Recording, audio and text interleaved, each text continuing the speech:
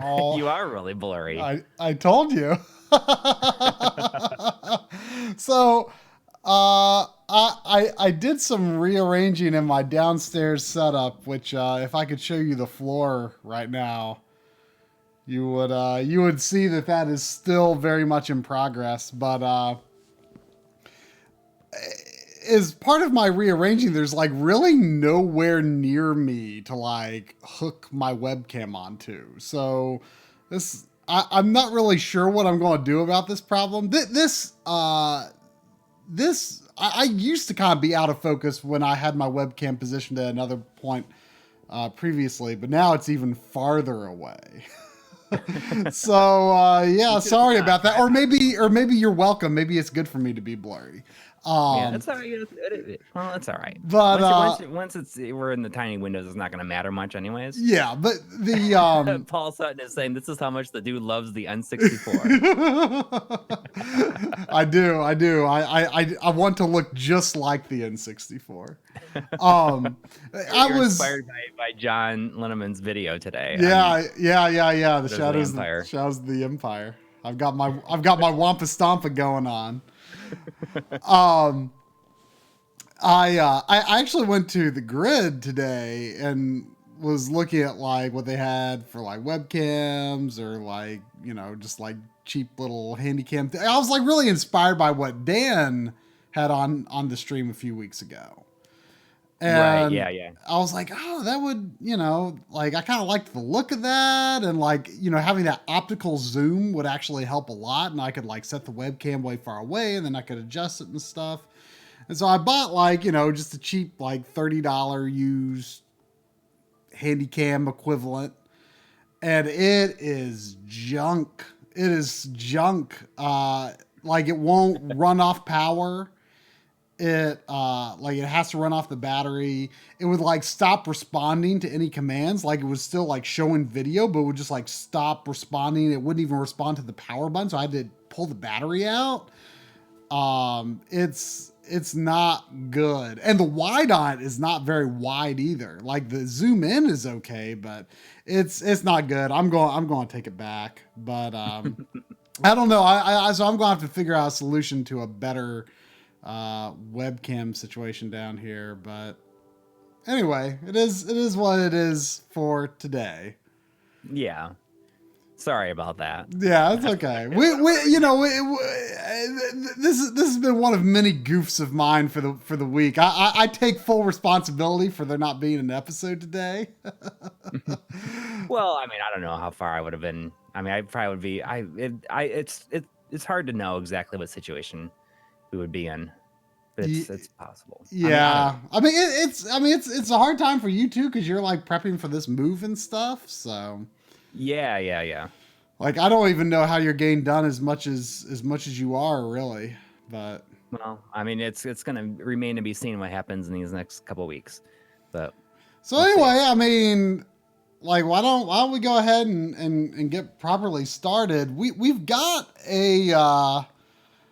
got sort of a holiday gift from Sega, I guess, and we've got codes that Corey's just going to drop in the chat every now and then. So, were you going to start with PS4 codes? Yeah. So, I have something like I think it's like 17 or 18 codes, download codes for games. So I'm going to be copying and pasting those into the chat throughout the entire stream tonight. And so obviously it's first come, first serve. Yeah. And these are just games that Sega released in 2019. And, maybe use some sort of honor code, maybe if you already got one, maybe, let someone else get one or only claim it if you like actually legitimately want to play the game, So, yeah, well, I mean, it remains to be seen like how it's going to go. But, so. I mean, I think it'll be a lot of fun. But I mean, if somebody does get it, just post in the chat that you were able to redeem it so that I can mark it off the list. Yeah, so bring up your PlayStation. We're gonna be starting out with PS4 games. Let's see, I got 1, 2, 3, 4, 5 PS4 games. that I will be posting throughout this. And one of them is what we're going to be playing right now, which is Super Monkey Ball Banana You know, Blitz HD. I almost picked up the physical copy of this like a few weeks ago, and I Yeah. held off thinking like, oh, I bet there's going to be a Black Friday deal on it, but I never saw it. Whoa, that is. And this is a remaster of the Wii game, isn't it? It is. I actually I got the Wii game. Well, it was actually the first Wii game I owned because, like, as is common with a lot of console launches, like the third-party games like hit the store like midweek, and then the console launched over the weekend.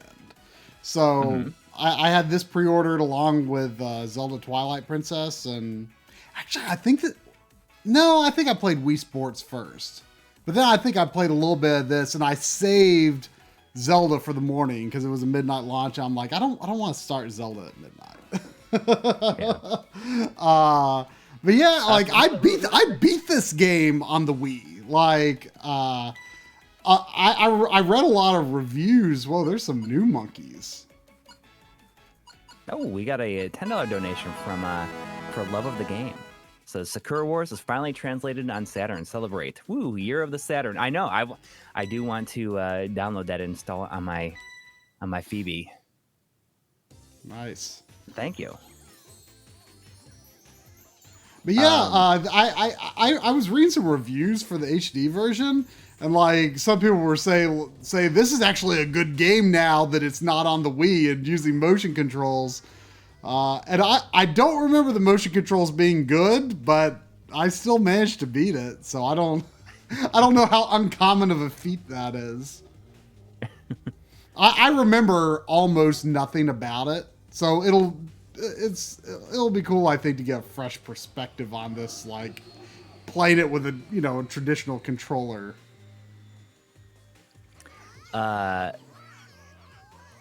Simisir Official just said, I bought a retro USB AVS as a self-Christmas gift. I'm loving it so far. Ooh. I don't know what game I'm going to beat first.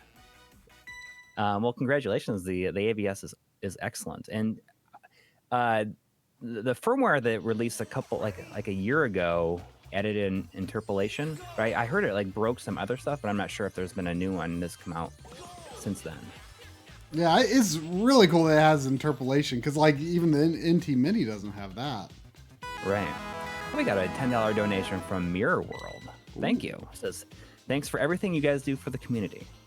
Thank you.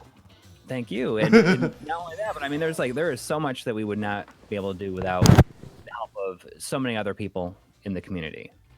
And really, we're only able to achieve what we've been able to achieve because of them. Uh-oh.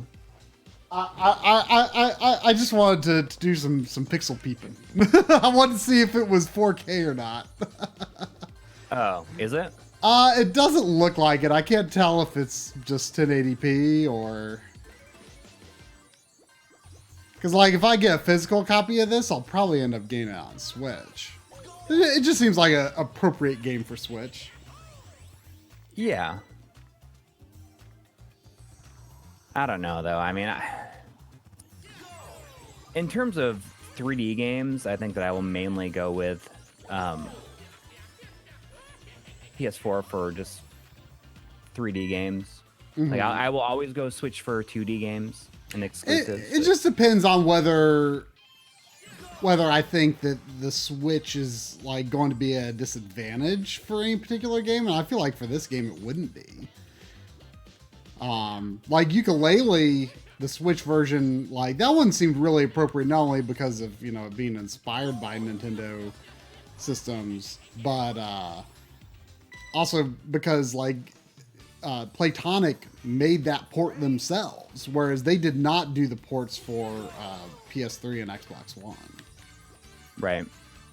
All right. I posted the code for Q64 got the code. Oh, Congratulations. That was quick. Was it for Monkey Ball? Yep. Nice.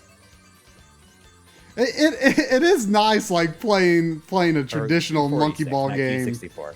46. Traditional monkey ball game in HD. You can jump in this. I think with the Wii remote, if I remember, you actually have to do like a shake. Like a flick? Yeah. Man, that monkey ball adventure that I played on PS2, like that was like early this year. I think I did that stream, and that I don't know what to think of it. That was not the right context to play such a game.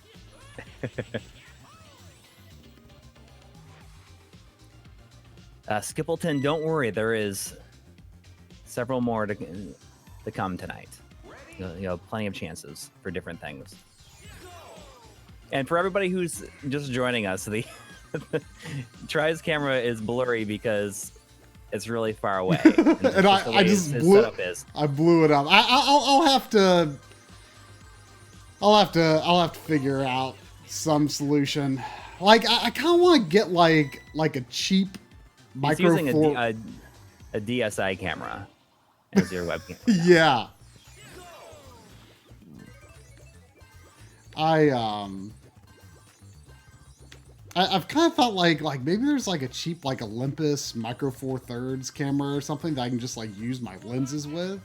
Yeah, I mean, I thought about something like when I move, I might work it out in a way where I can just mount my GH5 up as a webcam if I wanted to. Yeah, I mean, I wouldn't want to overuse my main camera too much, I guess. But I mean, you think GH6 is going to come out next year? I don't know. I am just like so ready to get a new camera. Maybe I could then use the GH4 for a webcam. But I'd like my streams to look better sooner than that. I don't really remember from the Wii version how this game progresses. But I do remember like Super Monkey Ball 2 on the GameCube I thought was just like too complicated. Like, yeah, like the levels were just too complicated. Well, yeah, I mean it's very typical of games with a lot of sequels. I mean, especially since the first one was pretty perfect. Yeah. And it was perfect in its simplicity, and then they just made it. They put too many like little gimmicky things in it, where it became more of a luck of the draw, I guess. And I mean, I wonder why they chose to do this one versus the original. I think that there's probably a lot of people that want the original. Right. I mean, I'm guessing it's maybe because like it seems like more of a fully featured game, and there's like boss battles and stuff like that. Yeah, maybe. I mean, and also I guess because like it used this really weird control method before, so like a lot of people probably maybe some of the developers felt like, oh, this could be we could make a much better game out of this if we just had normal controls. Right. I'm wondering how this bird is like actually supposed to hurt me, because like there's a fence around the arena. I wonder if there's a hard mode of that boss where he actually could like much more easily blow me off the stage. I got a $2 donation from Ben Brody, but I guess it's aimed towards me. I have to do an imitation. To be honest, I've never done an imitation of you like in any like out loud to anybody like ever. Like I never have. I've never even thought about how I would do it. So this is gonna be a first. Okay, do it. All right. $2, but you have to say it with Try's imitation. I just have to. It's got to be a bit louder. I have to do it a bit louder. So I backed up a bit. like whenever I like tell a story like to someone like about something you said, like I feel like you always do this with your hands, like you just like some random thought pops in your head and you're just like, can I have a banana? Like this. That was something Yeah. me and Dave were laughing about years ago. Like we were at Dave's house, Right. and you're Yeah. just like you're just like out of nowhere. Like you were in the kitchen. You're like, "Can I have a banana?" Which I'm not bringing that up just because I'm playing Super Monkey Ball. No.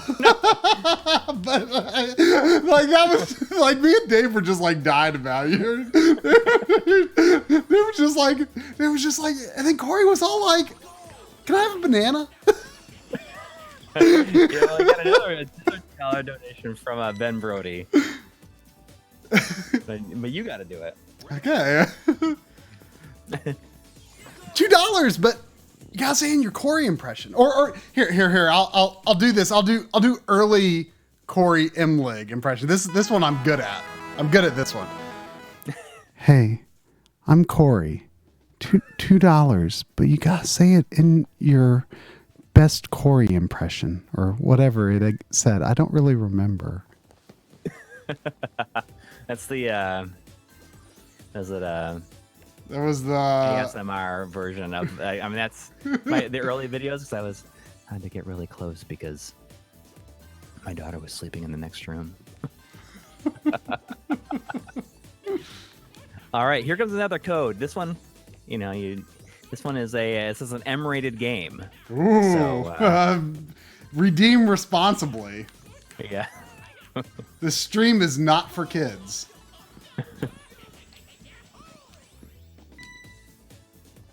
Let me know if whoever gets that.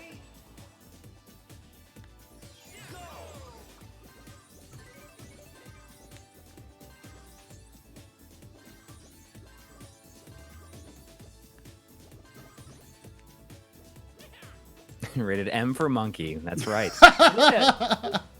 This has just a jump in it. It does. Which is maybe kind of weird. I didn't really need to use it much on the first world, but I'm finding it more useful in this world. Yeah, you just press the X button and you jump. Well, like I said, it was a flip on the Wii. I wonder if that feature was put in just because it's like motion controls, but like maybe they were like we'll make this game different by making it so you can jump. Yeah. It's actually kind of fun in this world. Like I always felt like maybe that was like taking away from the simplicity of Monkey Ball, but like the level designs still don't feel nearly as complex as Super Monkey Ball 2. Like Super Monkey Ball 2 is like a gorgeous game. Like it's just like a technical showpiece for the GameCube, but it's just like it just gets really frustrating to play really quickly. I actually played through a pretty good chunk of it one week when you were away and Duke was on the stream with me instead. Huh. Oh, I remember that. Actually, I got further than I thought, but it was getting hard. Really quick, Naruto J5, are you saying thanks a bunch because you got it? Did you get it? I just wanted to check in so I can mark it off the list. Am I just supposed to like fall off the stage? Oh, I missed a banana. It's a bonus level.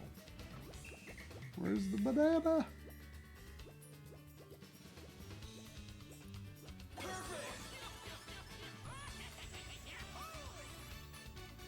Nice.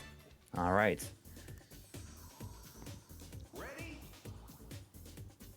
Enjoy it. I have the PS3 version, but I've never played it. Oh, this It has a cool look to it, but I mean, I'm not like a big puzzle game fan. Oh, this feels like Especially a like bad idea. time and block puzzle based. Well, that's the first time I fell off. I was Fallout. Does it still have that same guy's voice, or is it a different voice? Because I think that this has to. Super Monkey Ball always has to have that same announcer. well, It's like Fallout. I'm not sure if it's the same one or not. I mean, it's similar.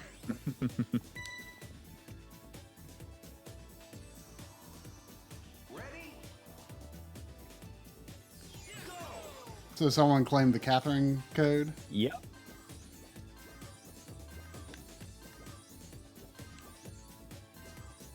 Indeed. Cool. Hopefully this is an easier environment for people to maybe actually get like a randomly dropped code, like as opposed to like Twitter or something, you know? Oh yeah, I mean, I think on Twitter there's like Probably bots bots to to stealing That's it. why a lot of people use them as images.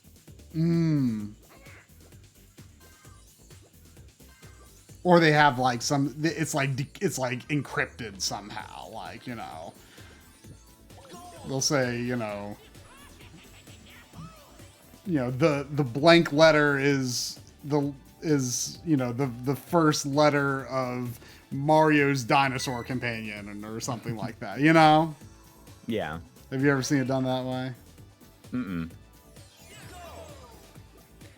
I did see that there was an announcement trailer for the HD Retrovision component cables. Oh, really? I told Steve. I said, oh, you need to make a trailer like based on Talking of the Dead. And I don't know if that's what he actually did though. But I told him. I can see it being a little bit like it's very themed in the like the opening boot up of the Dreamcast. Oh, okay. It's pretty cool. I think that might be the first thing I think I've ever seen them post on YouTube also. Really? Well, isn't there like announcement video on YouTube? Whoa! Yeah, when we were at the event last month, I was like, oh, you should like have the guys dressed up as Talking of the Dead, and then like, well, I was like, I can't see, and then he plugs in the component cables. And he's like, oh man, it's so clear. I see that Hydration in the chat is saying, is there any Steam codes? And just because you said, is there any Steam codes, I will post a Steam code. There's only 2 Steam codes, and this is one of the 2 that I have. So I'm gonna throw this out there. Catching you off guard. Let me know who gets it.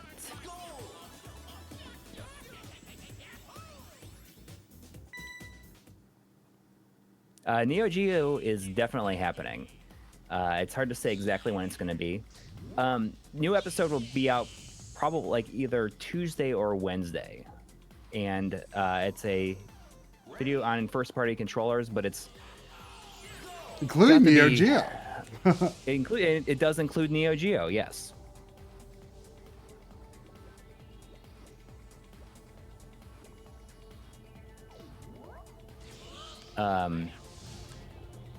Whoa. No, we do not own AESs. We have MVS. I have an Omega, and Tritus got parts. Like you got a board for one, right? And I got an MVS, yeah. The M1C yeah, or something like that.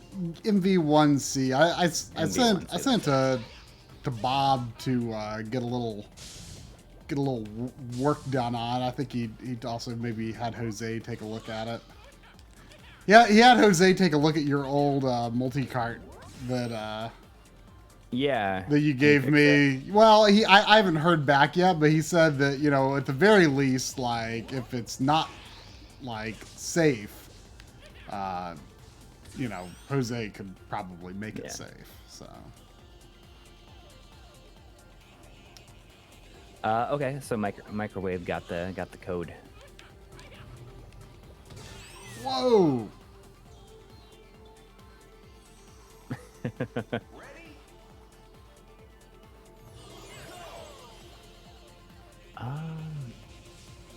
But yeah, I mean the controllers episode, I mean that'll be out. But the thing is it's only covering 8 and 16-bit and the Neo Geo systems because it got to be too long. So there's gonna be a second episode in probably January, or if not January, early February, depending on how fast I get set up after my move. Mm-hmm. I'm gonna try to get a lot of it done before. I'm gonna try and get some of it done beforehand. One of the reasons that there's no episode this week is both of my kids were homesick from school for several days this week, and it's really tough to get a lot of work done when they're home. So look for either Tuesday or Wednesday. I would like to release it on Tuesday, but if it I don't know. But it only covers those systems, but it's still going to be like 48 minutes long somehow. And I mean, we were talking about it yesterday. I don't even know if it would be possible for us to make a video at this point that is 10 minutes long or under 10 minutes long. Even if we tried, I don't think that we could. Because it seems like that 10 minutes would just go so quick. And I was like, 10 minutes. I don't even know if it's possible we could do something under 20 minutes. I mean, maybe. I feel like doing something under 20 minutes would be feasible depending on the topic. But even the minis are like 22 minutes.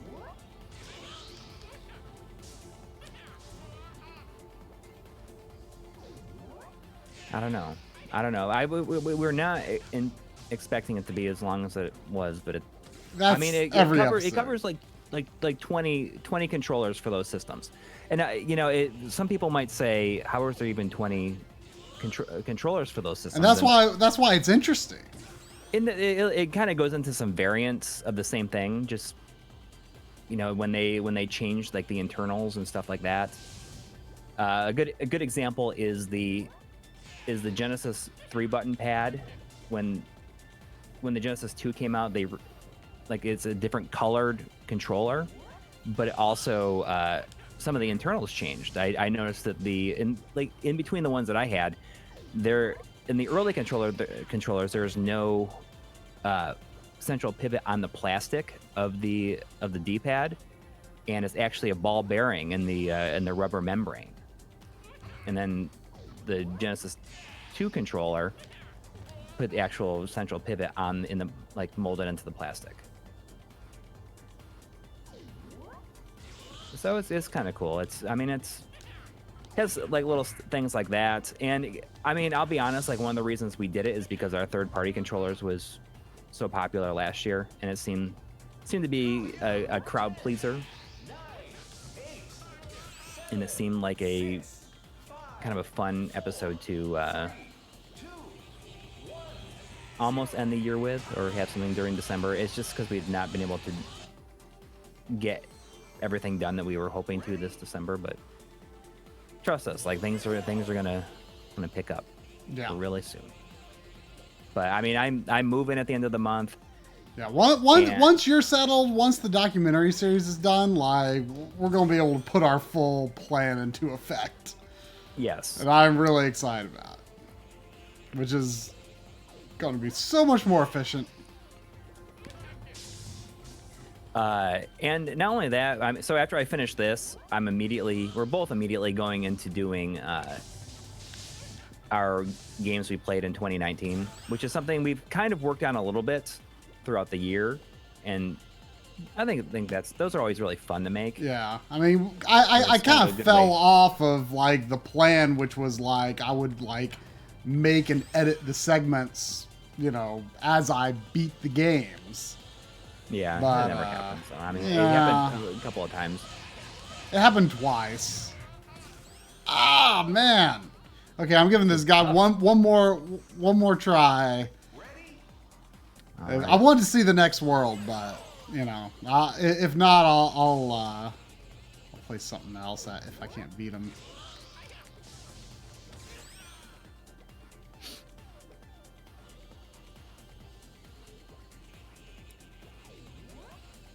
Some people are asking what we thought of the Xbox Series X design, and honestly, I think it's kind of cool. I think it is kind of cool. Like it.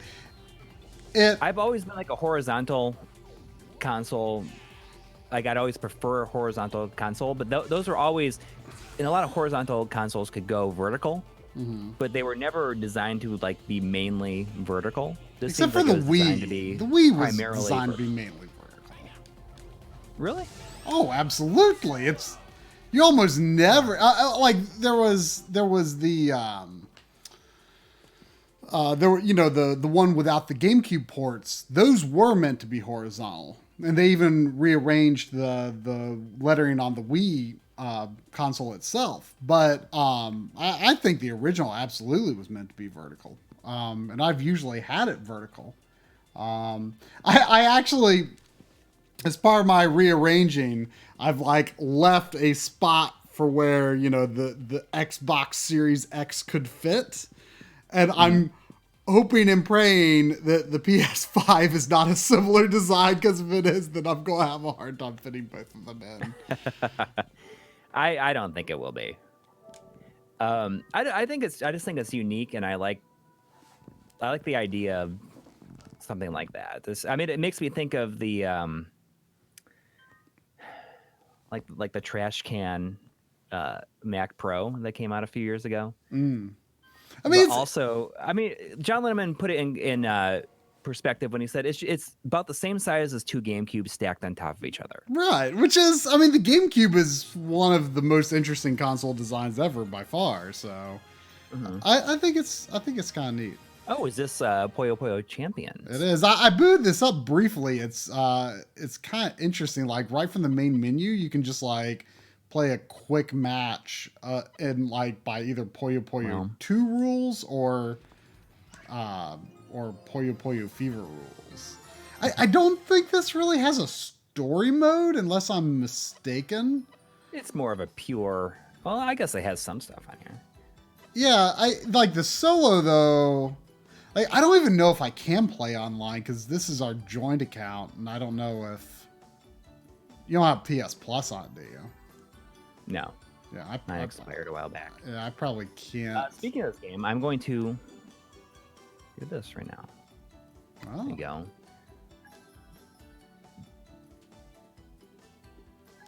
Let me know if anybody, if you get it. Yeah, I mean this very much seems to be like a. I'll do two. I mean this is much. Oh, really quick. We do not have any Xbox codes. We only have PS4, Switch, and Steam. Oh, Lil Bud got it. Congrats.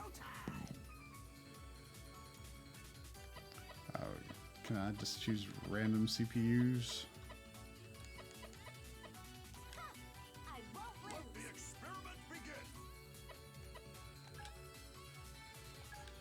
Oh wait, that's 2P.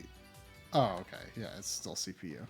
Yeah, so this is very much like more of like a NES, SNES style era like puzzle game where you just like set up the rules for a match, you know? Right. That's cool. So it's more basic than like Puyo Puyo Tetris, but yeah.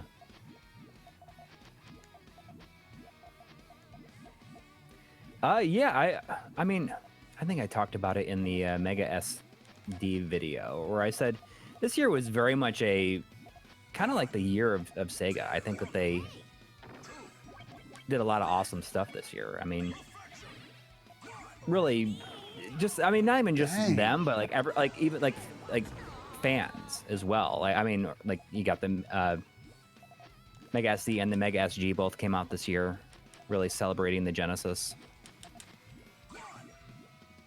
You know, it's been a great year, I think, for Sega fans especially. Well, you kind of like said like, oh, I want to make a tradition of what was it, August? Every year? August? Yeah, making August every year, like a month like of a Sega. Sega month? Yeah. Oh, okay. Are you playing against other people? No, this is against CPU.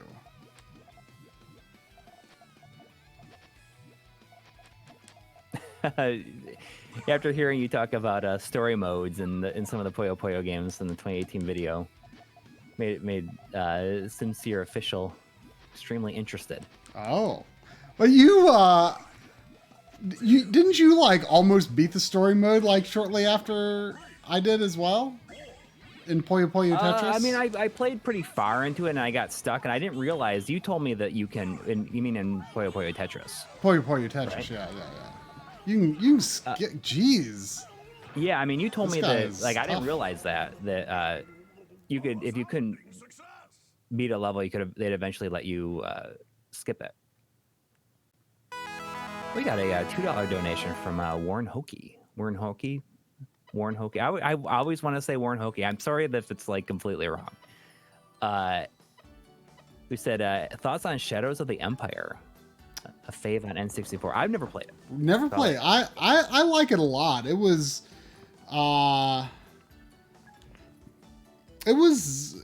pretty early in my my Star Wars exposure, really. That's crazy to me. Yeah. Like, I mean, I like saw like bits of Star Wars in passing, like on TV before then, but like never paid that much attention. So you basically started Star Wars with like the extended universe, in a way. I mean, not really. Like, I may have. I don't know. I might have seen like. Oops. I might have seen Return of the Jedi by then. But like Return of the Jedi was the first movie I saw. Like I very much like did not start off in, you know, proper order by any means, which is kind of weird to think about, but yeah. People are talking about John's video, which was excellent. I have not finished the whole thing, but you watched it yesterday. Yeah, like it made me really think about like the train scene on Ord Mantell was like, I guess it's like kind of crazy to think that like, you know, that was like a big deal in Uncharted 2 to have like this train level, and then there it is on N64, like on this moving train, right? It's kind of wild. I like it. Like it's definitely a flawed game, but like the scope of it is just so cool, I think. Yeah. He's been working on that video for a while. Yeah. I mean, it's been in various stages. Speaking of John, I thought I was going to be able to. I mean, I realized that next Sunday is going to be the 22nd. I'm going to be not here. Oh. I realized that. I thought that it was the 22nd is when I'm going up to my in-laws, and I'll be back shortly after that, but I won't be here on Sunday. I mean, So I'm going to be playing 3 weeks in a row. Yeah. I didn't even realize that. Sorry. And then obviously, you know what? You can probably get John to be on Skype though, I bet, with you, because he'll be back here. Yeah. And then of course, the following week is the 29th, and then John will be in person, and we're going to do our yearly dual stream. We'll compare some games live, and that will be the last live stream from this room. Wow. Ever. Yeah. Whoever's moving into your house next, they're definitely not streamers. Well, you never know. But I mean, I'm not sure if like what my situation is going to be able to stream the following, like the next time. I mean, I have no idea how long it's going to take me to get set up. I might be able to do something. But we'll see. I mean, that's, you know, we're talking like January 5th will probably be you streaming again, and then maybe I can do something on the 12th. I don't know yet. I don't know if I'll be in a position, but I'll be able to be on Skype with you, but I probably won't be sounding good like this. I don't know. I really don't know. Yeah, last stream from this room and the last stream of the decade. Oh, wow. Never really thought about the decade ending. Yeah.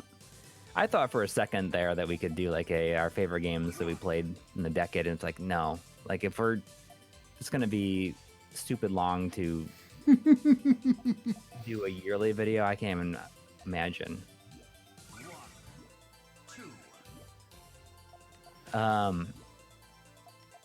So yeah, I mean, I think it's going to be. We don't know what we're going to play yet. Try suggested that we do Turok Dinosaur Hunter or Turok 2, like the Switch version and the N64 version, which might be a possibility. I've never played them. I guess I played a little bit of Turok 2, but that's it. Yeah, but like, John did video on that. Yeah, you could probably talk quite a bit about it.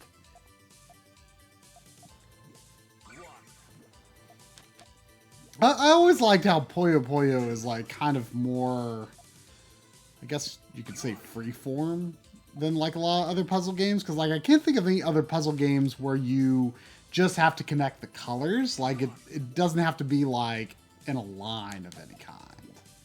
Mm-hmm. Like they just kind of meld together. All right, everybody, get your PS4s ready or your keyboards ready on the PSN site, because here we go. This is kind of a big one. This is a pretty cool one. I've been dying to play it. Oh, which one? Comes. Which one are you dropping in? I gotta know.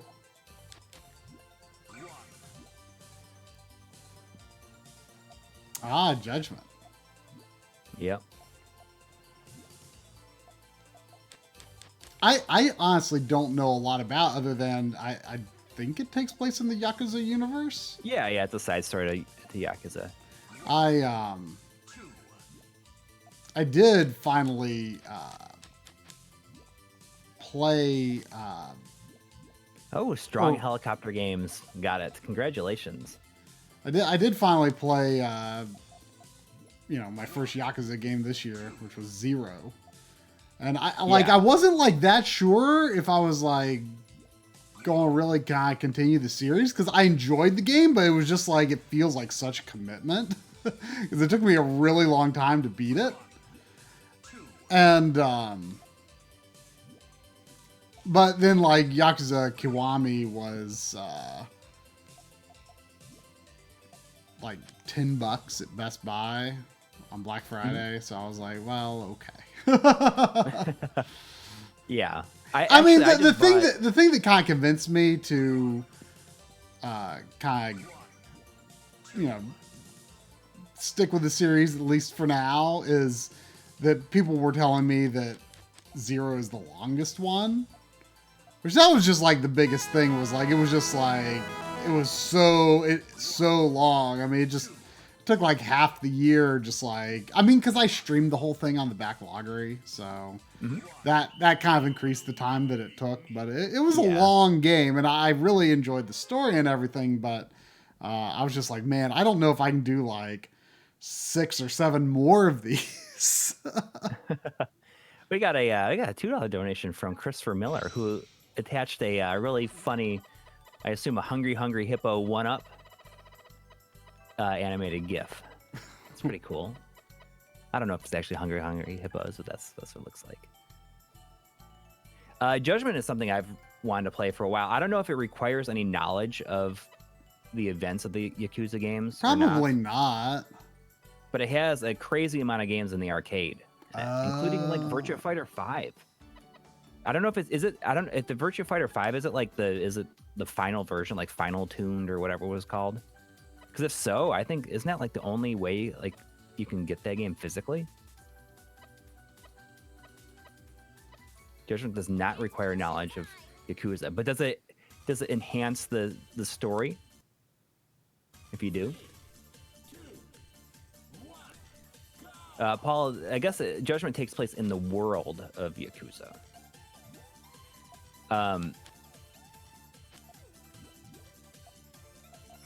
But yeah, I mean, I actually just, I had one, I have 0, Kiwami 1 and Kiwami 2. And, I recently just bought 6 off of eBay because it's really cheap everywhere. It's like usually like $15, but all the versions that they're selling is that Essence of Art version, which is like a weirdly shaped box, and I hate that kind of stuff.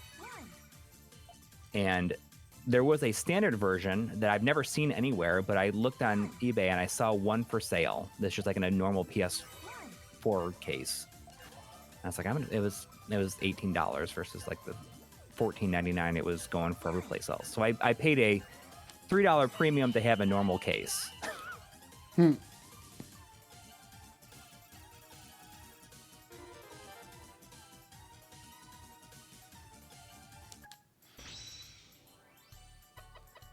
Um,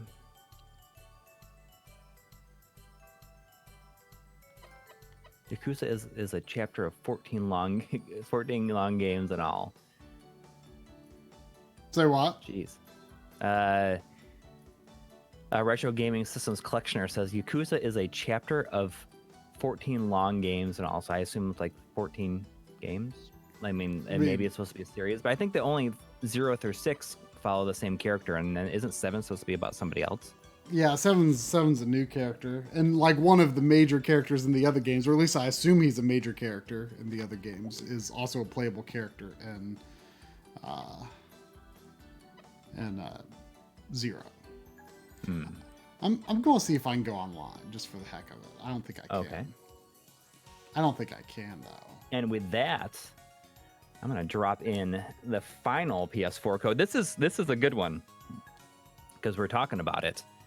But this is one that is a gift that will keep on giving, like probably until February or March. Oh, like you might have to explain why, because maybe that's why I was confused earlier. Yeah. All right, and there it is. So the Yakuza Remastered Collection is 3, 4, and 5 in a collection, and they're releasing them as they're finished. So 3, if you put that in now, it'll give you 3, but then 4 and 5 will show up later on. Oh, looks like Trout Butter got it. Nice. Congrats.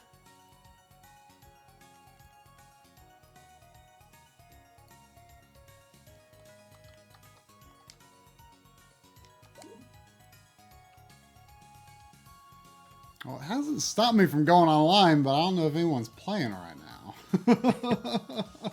MAO 7891 says I actually pre-ordered the physical, and yep, that's what I did too. I had the physical pre-ordered. It comes with 3 discs, and it actually comes with a disc or empty case, I think, of 5. Playing as someone in Tokyo. I feel like they're going to be really good. You're gonna get crushed. Yeah, I mean, everyone in Japan grew up on Puyo Puyo, basically.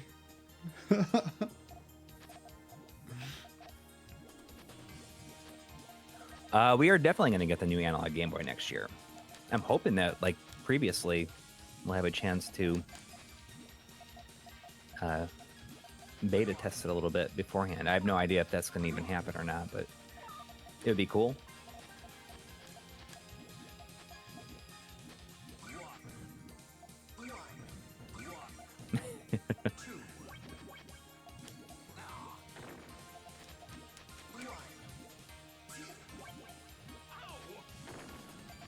What's the Yakuza? I think these are Game Gear sprites. Oh boy. Yeah, he's crushing you.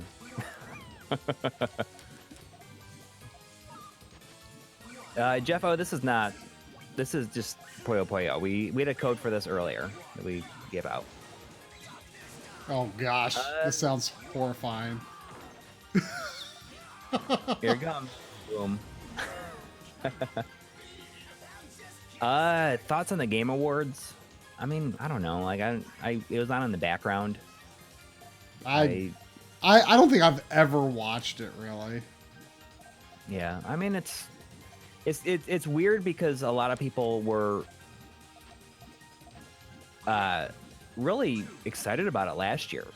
I think that they had a good show last year, and that made people a lot more interested in this year. And then I guess this year didn't deliver for a lot of people. Mr. FPGA video coming soon. It's impossible to say right now. I'd like to. I'm really into it. I'm going to talk a bit about the Mr. in our year-end video. We got a $5 donation from Jumata, who says, "Thank you for all the codes. Happy holidays, y'all." Also, Yakuza Kiwami 2 features a version of Virtua Fighter 2 with online play. That's weird and neat. That is awesome. I am about to I get like bonus destroyed, I unlockable games think. like that. Oh gosh. Like I think like pro Puyo players, I think they just like build up like really big stuff like quickly. So it looks like they're filling up, but they're like actually like making, you know. All right. What I'm going to do right now is I'm going to drop in my second Steam code that I have here. This is the second and final Steam code, and then we are almost ready to move on to the Switch. Okay. Well, I was actually going to go ahead and switch to the Switch if now's a good time. Oh, yeah, go for it. I'm going to go ahead and drop this in here. So if you got Steam open, go for it. And this is a game that I really wanted to try. I was kind of hoping that the code we get for it was for PS4. Oh, GeForce Fly got it. Congratulations.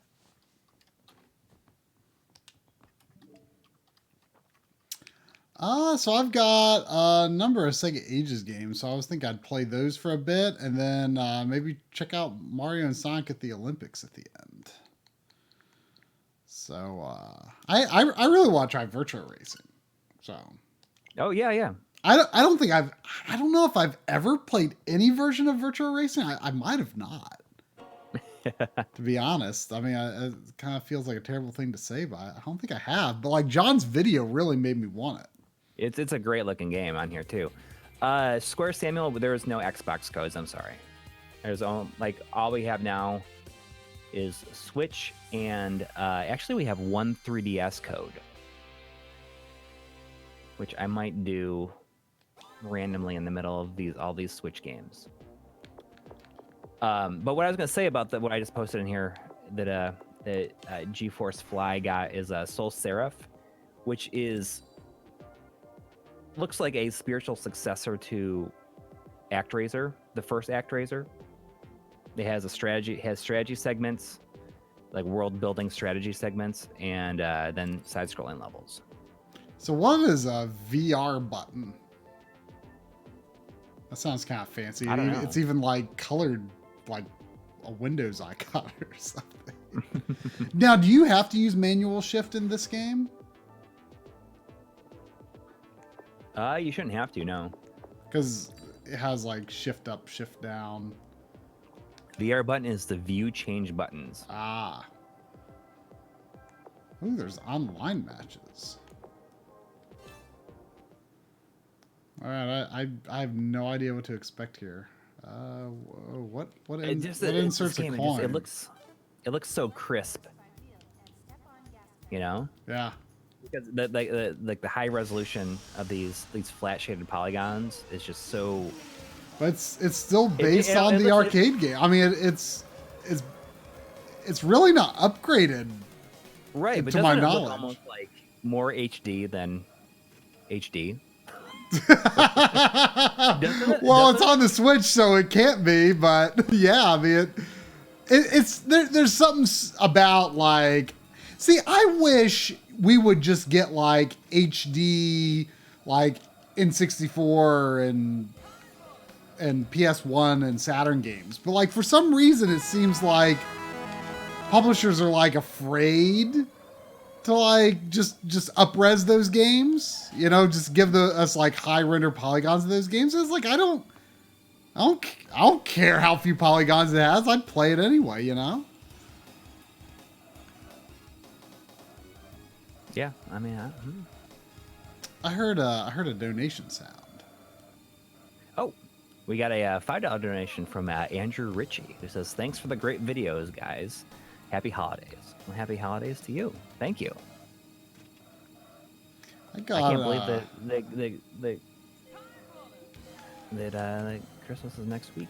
Yeah, I got kind of a surprise. I don't know if it was necessarily considered like a Christmas present or something, but I found in the PO box from I don't know if they're in the chat, but it was Brandalonius sent me a copy of Steambot Chronicles. Is that the full name of the game? It's sitting right there. Yeah, is that the Steambot Chronicles? Isn't that the sequel to Tale Concerto? Is that what it is? Or It's is it before that? Or is it a spiritual successor? I don't really know. I've definitely heard of it. I haven't popped it in yet because my analog systems are in process of moving to the new room upstairs, so my PS2's not connected right now. But that's definitely a game I've heard spoken of fondly, and it's not a particularly cheap game. So that was very generous. That was a very cool. Slaughter Rover is a Tale Concerto. That's right. That's right. Yeah. I see that Scott F says Time Bona, and I feel like the Time Bona came from a different game before this. Because I had a friend. Did you say Time Bona? Yeah, it's like Time Bona, Time Bona. I haven't. It was like a thing when I was a teenager. We were like, thought it was just really funny when it says Time Bona.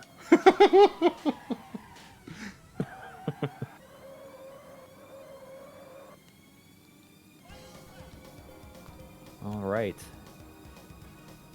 Who's got their Switch ready? And who thinks this game looks good? Because it's up here because there it is. When I was downloading these, I searched for the code at first on accident instead of going to redeem code, and I'm like, why couldn't it find it?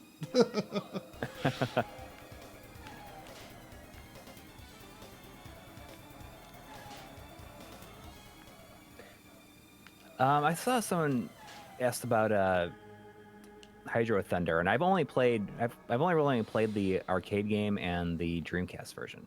I keep wanting to get the Dreamcast version of it, but I always I didn't work with 480p, like it messes up really bad. But isn't that one of the later print runs good?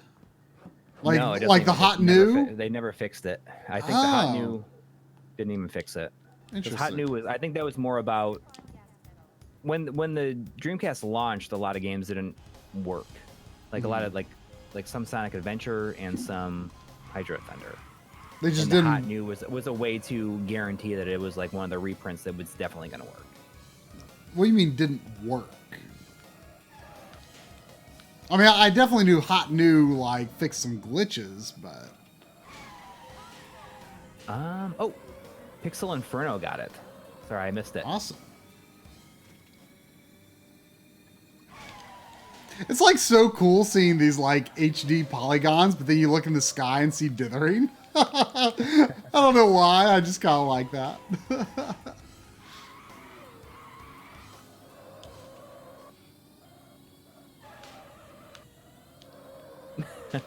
For love of the game says, how much do I have to donate to get either of you to sing the Daytona USA Game Over song? You don't have to donate anything. Yeah, I mean, I bought that game like just for the Game Over. Yeah. Like I literally was looking at this. This was when I was in Cincinnati, beginning of last month. And like I literally asked Corey while I was looking at the Saturday games. I pointed to Daytona USA, and you know it was cheap. I'm always on the lookout for good Saturn games that aren't expensive because that's hard to come by. Yeah. And I said that's the Game Over Yeah game, right? And he said yeah, that was literally the deciding factor of whether I was going to buy that game or not was if it was the Game Over Yeah game. Because, like, you know, it's Daytona USA, like, it's kind of a generic name, you know. For someone who didn't exactly grow up with those games, it's, you know, not knowledge I keep ready on off the top of my head, but it sure as heck is now. Because I played because I've got, like, the bootleg demo disc for the Saturn. Mm-hmm. You know, and I play it on that, and I just, like, I fell in love with that Game Over Yeah. Like, the rest of the game doesn't even matter. Like, I love that. Game Over Yeah.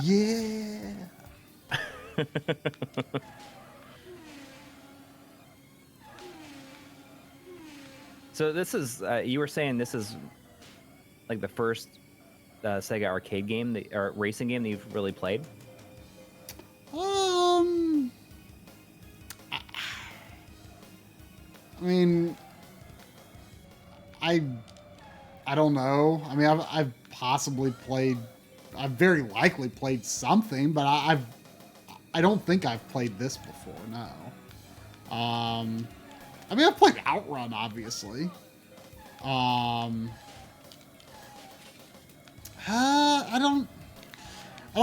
mean, I've played like the demo of Daytona USA. I've probably played something else in all the years, but I couldn't really tell you.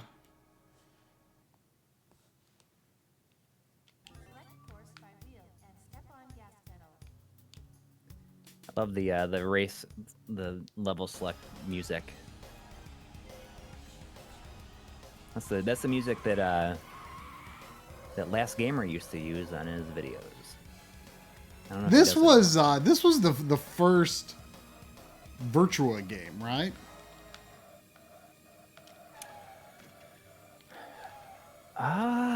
Like, cause like gosh, those polygon characters that walk around at the beginning of the levels, like that was pretty revolutionary, wasn't it?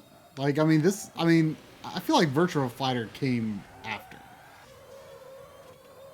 yes, yeah, definitely.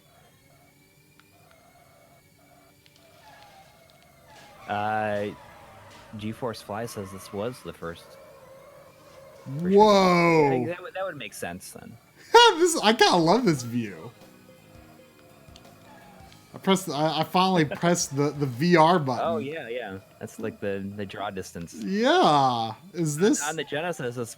This part is you're able to do this on the Genesis, but the draw distance is not nearly as far as that. Oh really? So that's not like a new feature. Like I kind of love this. Like I feel like I'm racing Micro Machines now. It almost feels like Monaco GP. Is it Monaco GP first person? You're thinking of Super Monaco GP. Oh, okay. The arcade one is strictly overhead, but it makes me think a lot of this. Yeah. It gives a more overheady sort of feel. Yeah.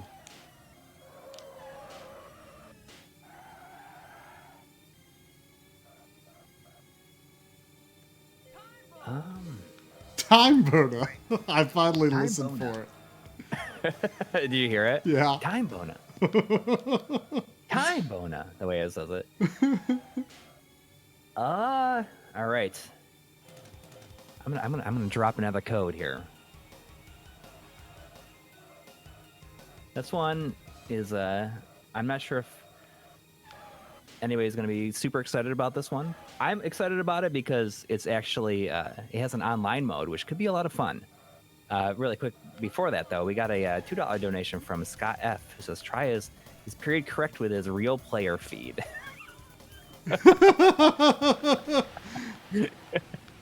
Is that like the camera system where you could like see? Well, remember Real Player, Real Video? It was like the first online streaming. Oh. All right, here we go. So it's another Sega Ages.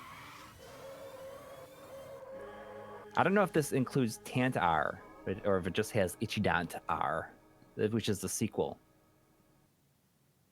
Highly underrated. Tant R? I mean, I think people are thinking like, oh, how would that be fun? It's almost like one of those touchscreen games you would play at a bar, like a hidden picture or like spot the differences, like mini game type thing. I remember someone replied when you said like you didn't. Jay De Silva got it. Nice. Congratulations. When you did your video on the Sega Ages 2500, you said I have no idea what Tant R means, and it was like someone explained it. It's like a very specific kind of pun where it's like, it means something like, there are a lot, like a lot of things. It's just like, there are a lot, something like that. Let's see. Are there any? I don't guess there's any like video options in this one in particular. Let's see. I want to play Game Ground. Okay. Is this arcade version or Genesis it's the or arcade what? version. Okay. Yeah, it's the arcade version. The one that you did on Sega Ages 2500, was that Genesis or arcade? I show both the Genesis and the arcade. The arcade version I show is this one. But which version is in 2500? The 2500 is is an original version. It's just like it's that's right. It's one of the remakes still. That's right. Yeah. I'm not sure what the metal border aesthetic is going on there. Let's see. Wow, there's...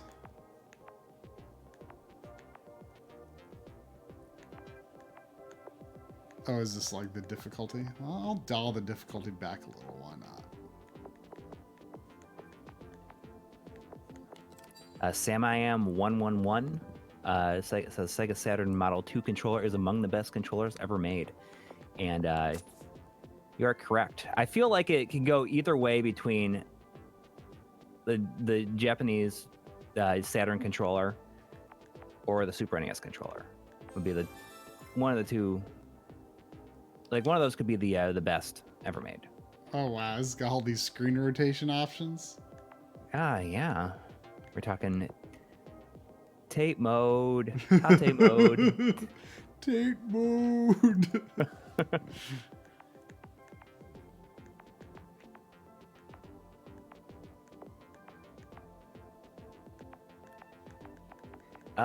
Saturn 3 pad is underrated.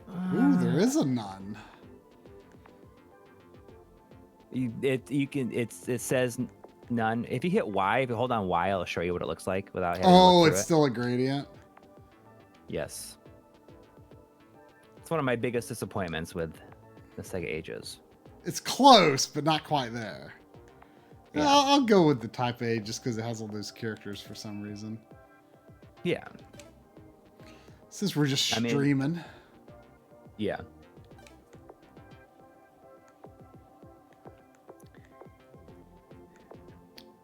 That's right. Paul Sutton got a high Saturn. He posted it in the Discord the other day, and it looks like it's in immaculate condition. Ooh. Yeah, here's Craig Wan is in the chat. Who was I was on a stream with CGQ the other day, and he was in the chat there too. Oops. So this is a game that visually it's not exciting at all, but I found it really fun to play, and it's something I think that when I was young, you look at the graphics and it's it looks so boring. Like, why would I want to play this? And then playing it years later, I realized like how silly that was. Oh, there's a lot more characters than I realized. Yeah. Oh, can you have them right off the bat? This guy with the shotgun. There should only be 3 at first. Yeah, there was. But you had when you saw that one. There was another. I was playing like a new mode. Yeah. So do you know how to play this based on remember what my video said about it? I remember there was something about like unlocking characters. You can save them. You can rescue them, and if you get them through to the exit, you can play as them in the next stage. So the idea is either get everyone to the exit or kill all the enemies in the level. So do you, if you're unlocking characters, you have to like play the same level with every character? No, you rescue them. They get captured. Like you can probably save them. See how they turn in that little like that. that doll Right. there. You can take that. If you pick that up. Oh, and take now it to the she's exit, following me. she'll follow you. If you go to the exit, you'll save her. Oh, now I have other. So then you'll have her back for the next level. And then later on in future levels, there'll be like new characters. They have different abilities. They'll have different abilities. It's like a really high resolution looking game. Yeah, I mean it's Like those pixels are not chunky. that's a System 16 game. I think it's, or maybe it's not. It might not be. I think it is though. I'm probably wrong. So do I have to okay. defeat all the enemies to get out of the level? Well, or you can get everybody to the exit. You can run to the exit. Okay, I understand now. So it's a choice. Yeah. All right, and there's a code for this game in the chat. So you got your Switch ready. See, Switch is more challenging because since the Switch has no online interface, people are having to put it into the in the system. Ah. Sanro, does that mean that you got it?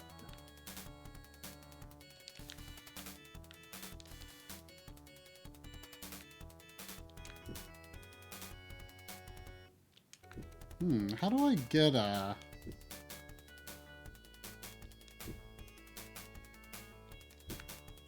How do I get the enemies up on the high platform? Can certain characters' weapons do that? Oh, geez. Yeah, each enemy or each character has 2 forms of attack. Right.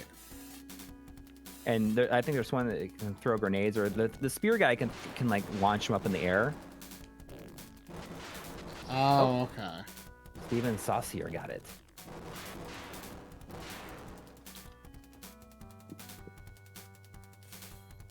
Oops.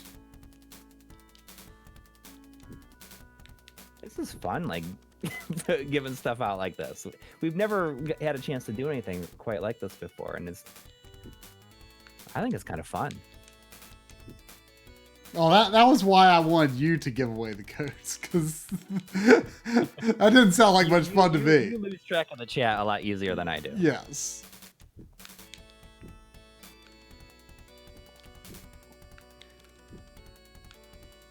Oh, Paul, I'm really curious to hear what you think. I have not tried them yet.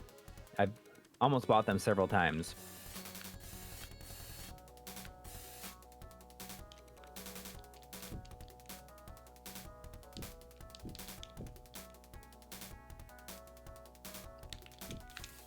Ah. It is fun being Santa.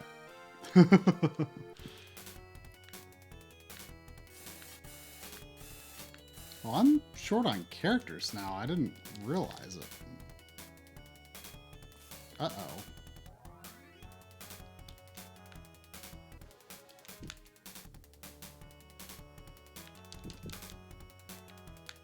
No Panzer Dragoon tonight. It's just going to be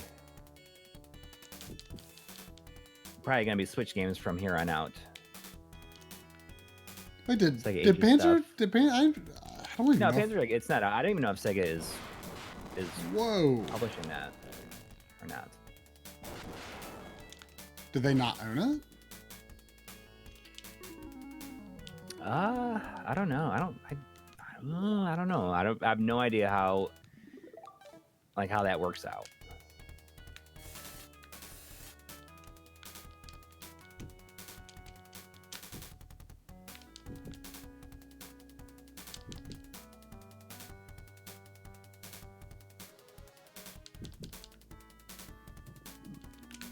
It's almost kind of like a single screen gauntlet game in a way. Yes, that's a good way to put it. Like, for some reason, like the name, I feel like the name kind of works against this game because it sounds like a strategy game, and it's not. Right. Exactly. I mean, it's something that I think is hard. It's difficult to understand unless you actually play it. Mm-hmm.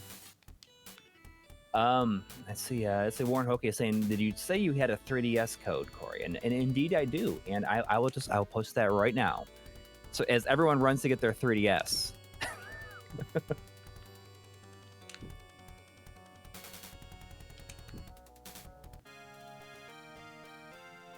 Let me know who gets that code.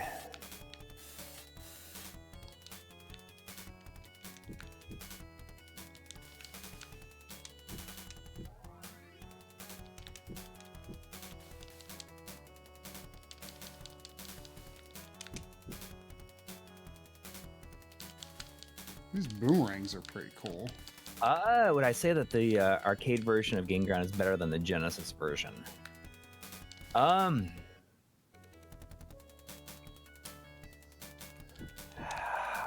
don't know. I bought the Genesis version. I think it's probably cheaper to get this version than it is to get the Genesis game because the Genesis. Oh,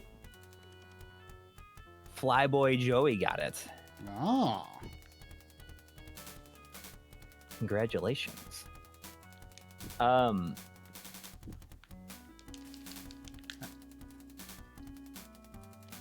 mean, the Genesis version is surprisingly expensive. It's got an awesome box art, though. Yeah, it's got like some of. You were saying this might be the best Genesis box art I've ever seen in my life. It's like so cool. You went back several times to like admire it. I did. Like over the course of like 2 days, you're like, let me look at that Genesis.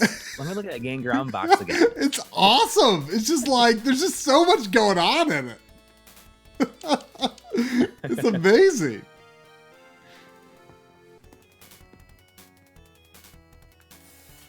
I feel like this level is one that I see in a lot of screenshots of this game for some reason. Probably because it's the most graphically impressive looking level. It has the most going on. Yeah, it's got an actual building. Yeah. The music in this game is really good. Yeah.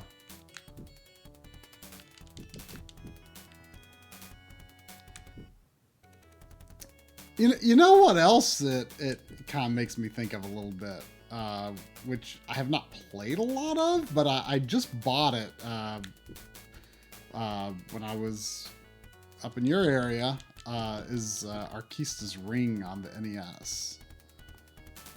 Right. I'd never even heard of that, honestly. It's just one of those, hidden gems, as they say. But you just like fire arrows and like kind of walk like through sort of just a bunch of enemies.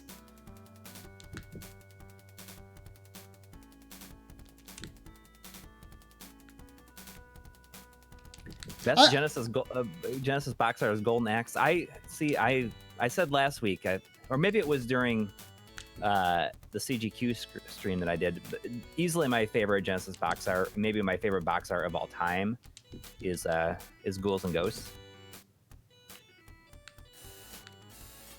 Ben Brody is asking, Corey, when are you gonna get that Samsung 84-inch 8K TV?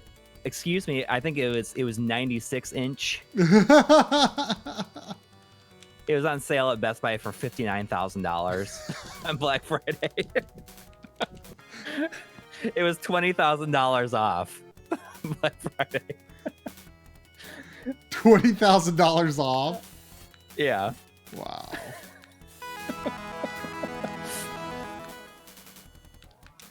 Oh, we got a $2 donation from Thomas Dodd.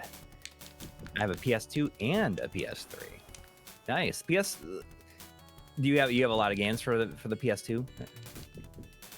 PS2 is a system that I for a long time I owned more GameCube games than PS2 games, and the past several years that has definitely flipped the other way in a big way.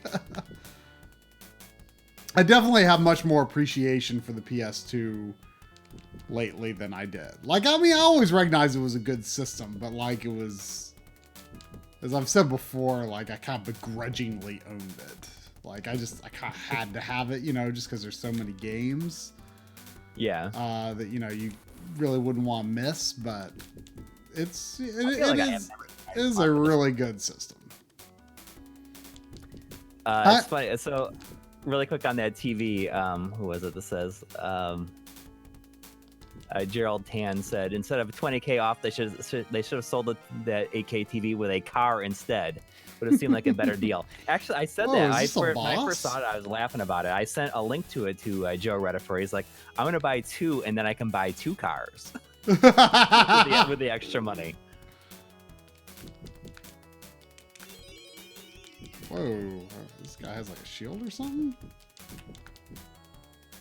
Per Vertex asks, quick question if you guys don't mind. Is there any way to confirm a SCART cable is sending an RGB signal and not simply a composite signal?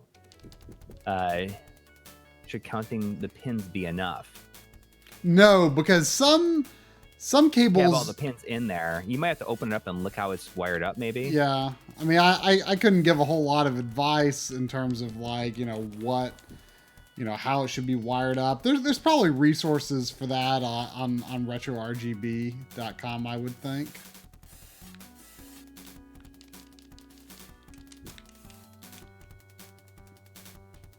Oh, so you can't have like 2 hurt people in the field. Right.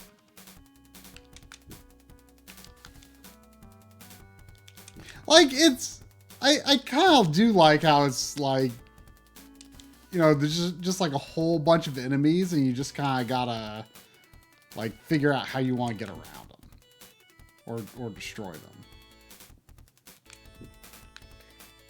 Paul Sutton says, it's funny, a buddy of mine is just getting into Saturn, and I was a Saturn owner since it launched, but his enthusiasm for all this stuff that's new to him has rekindled my passion for it. And I can totally see how that would be the case. Where, you just get absorbed into the excitement that somebody else is having. It's like, oh, I want to do this. I want to be a part of this with you in a way.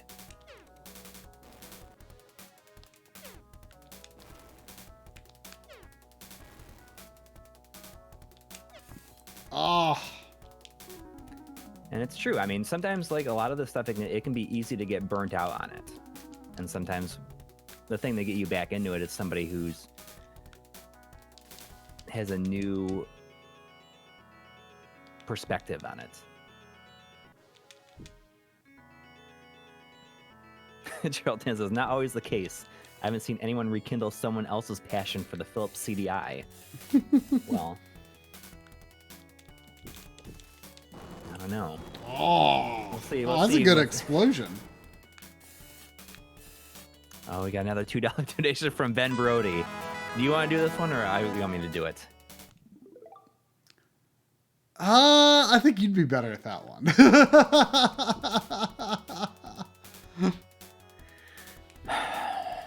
$2. We have to say it really, really passionately.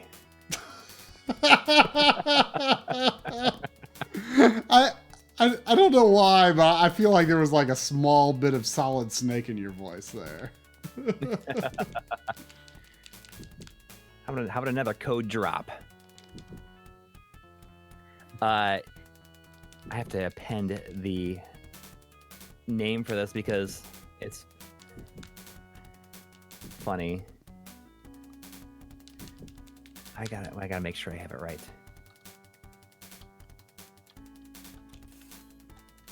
What? Oh, weird.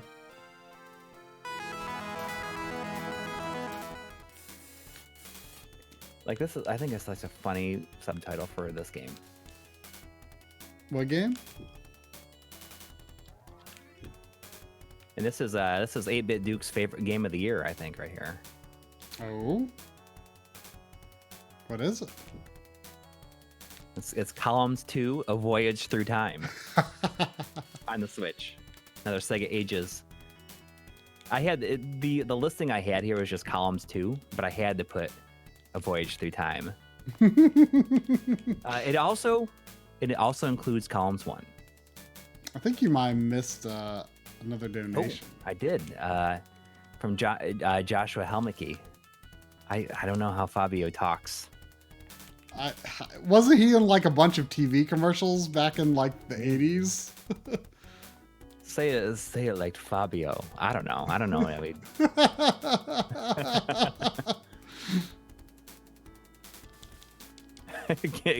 For love of the game says Game Ground doesn't have the best Genesis box art. Columns 3 does.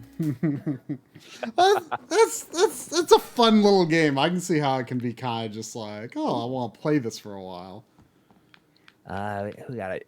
George Yamine. Space Harrier. Sorry. Oh, that's a good one.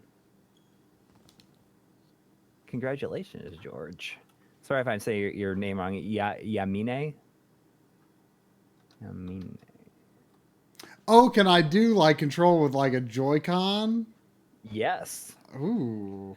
Like the arcade game. Yeah. I kind of want to try that. It works surprisingly well. And you can, in the way that the shoulder button is on there, it almost feels like the. Oh, yeah. I mean, even though it always doesn't work, I mean, you can use it as like a trigger. Mm-hmm. So does the analog stick do anything in that mode? No, it's like it uses motion.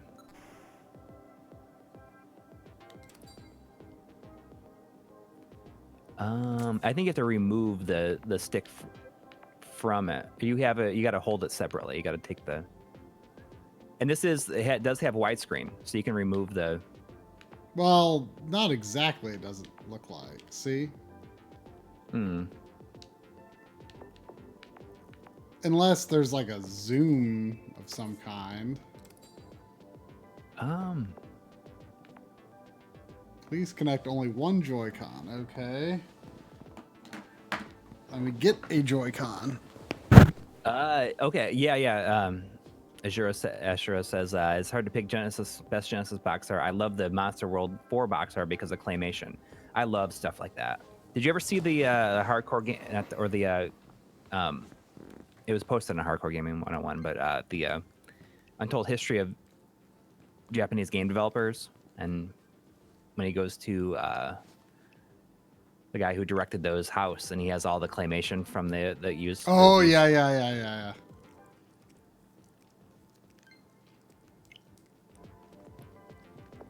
Oh, we got a $5 donation from Craig Wan.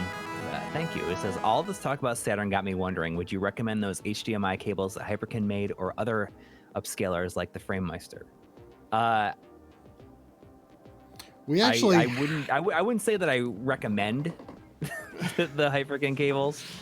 They are like a means to an end, I guess. I have tried...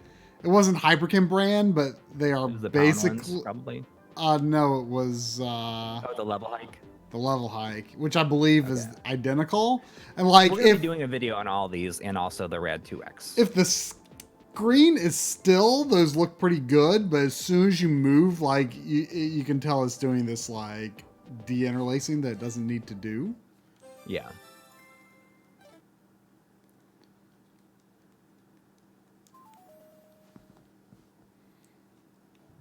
Yep. Oh man, I love this game. I bought this version. I have so many versions of this game. Wait. Okay. I think I'm doing this wrong. You gotta, you just gotta twist your hand, use your wrist, like you're moving a. He's only moving up and down. Oh, what? You gotta turn it like this. Oh, like this. Oh gosh. Yeah, like you're using the arcade joystick. I've never used the arcade machine. I know it was a twist. It's a twist. Like I've used like the nunchuck mode on the Wii. This feels different. Probably it's only different because it's probably more accurate. I don't know. I'm having a hard time wrapping my head around. Yeah, this is the game with Bins Beans. You got to make it to at least level 4 to see the Bins Beans. DJ Bins Bean.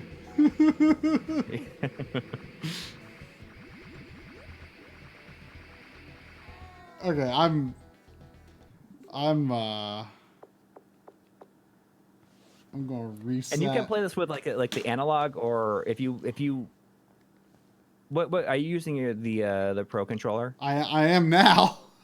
Okay, so if you go in there and if you can choose to play either analog. See, if you use the analog, you'll always center to the center of the screen. There's some Bins Beans in the background there. It'll always center you, So and that controls like the arcade as well. But if you use the D-pad, if you put it on digital, you can move around and you'll just stay wherever you move. So like, is this a setting I change in the menu, or?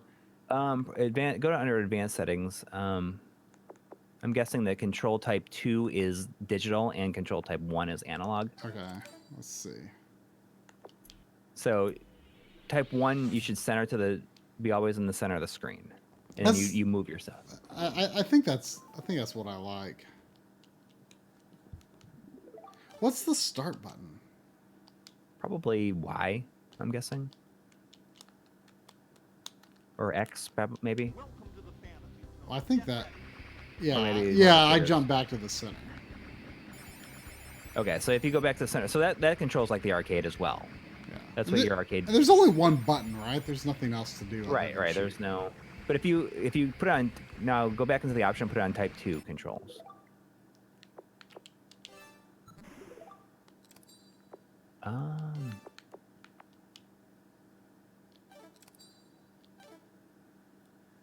Oh yeah, I think I've seen you post some Master System stuff on Twitter, or maybe it was in the it might have been in the Discord. You mentioned it. Yeah, I mean this is more like precise, but like so for some reason something about this game I like the recentering. Yeah, I mean, it just feels authentic, I guess. Right. Well, I'm gonna drop this one. So if anybody, what is the next code and why is it not Space Harrier? why is it Space Harrier? It is Space Harrier. What I would probably say is, probably in many ways my favorite game of all time.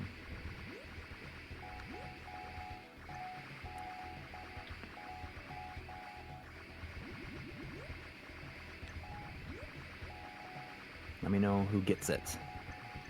I mean, I've played a fair bit of this year. I played more of it in Yakuza 0 than I meant to. Who got it? Rack 134. Right. RAC 134.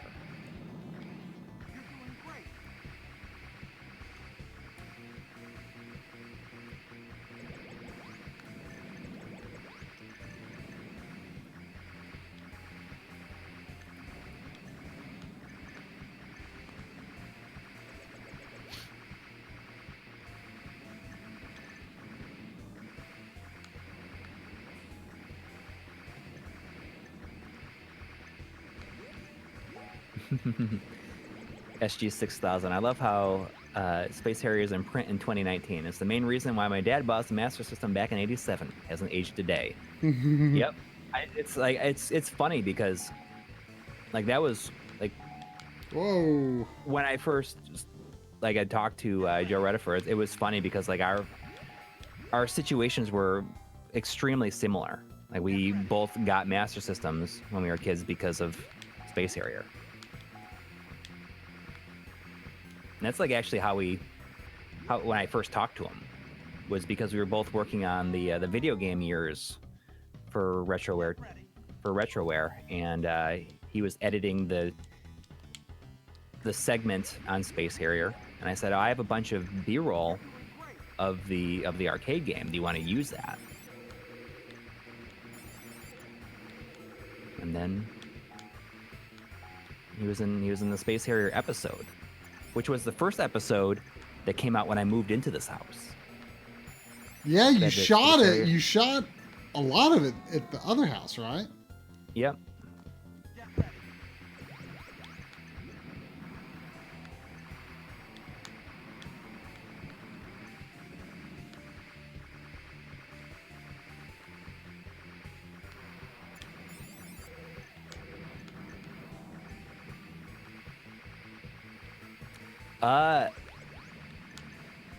We could we could do that like in a different stream, since we were given these like all from Sega. I'd rather do it in a different stream.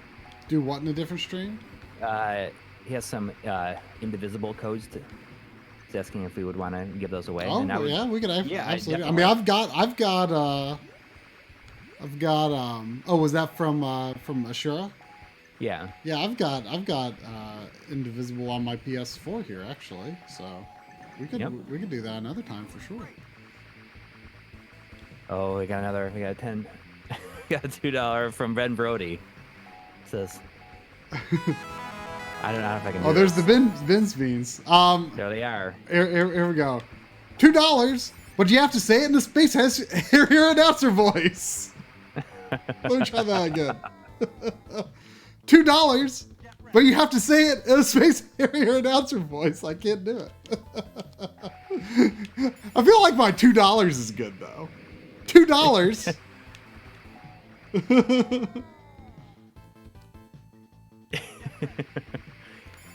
You're doing great.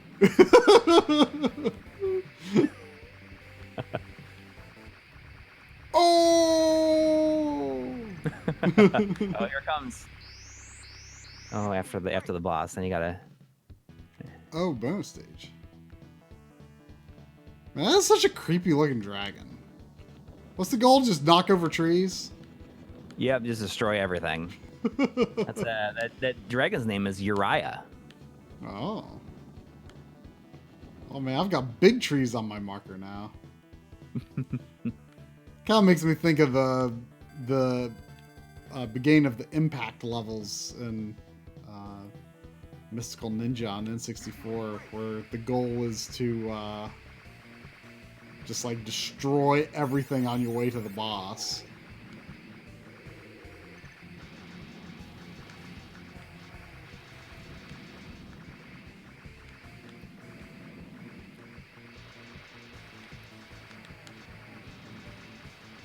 All right. Who wants some more super scalar goodness? Ooh.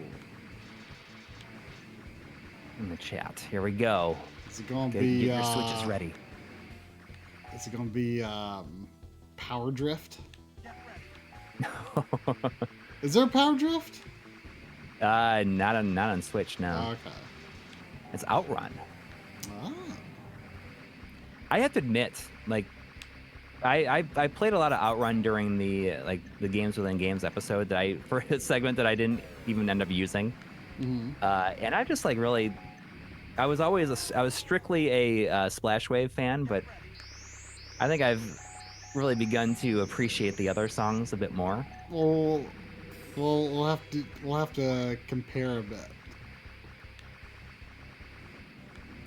Ba-dump. I'll switch to OutRun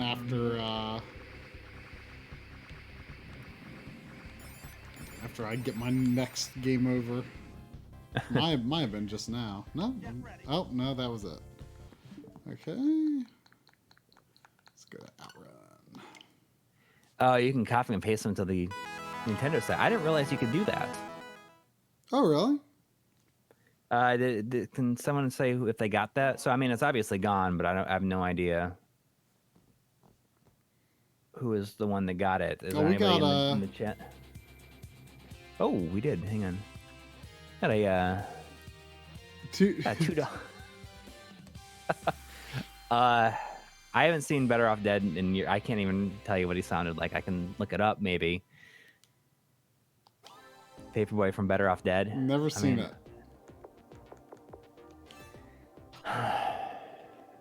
Nobody said they got it.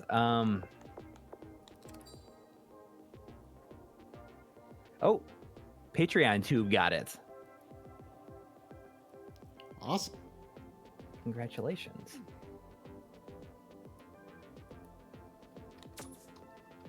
Ooh, this has widescreen too. Yep. Although Super Scalar does. I guess it's just relatively trivial then. Yeah. $2. I want my $2. I don't know. I'm gonna have to look it up.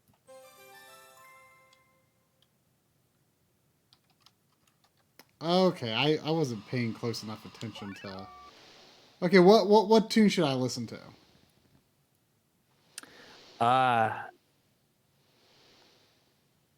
Passing Breeze. Passing breeze. Okay.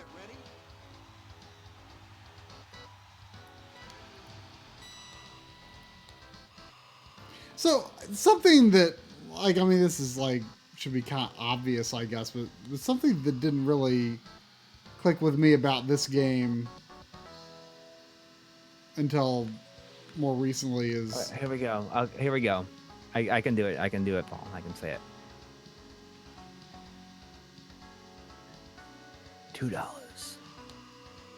I want my $2. I didn't say a dime. I said $2.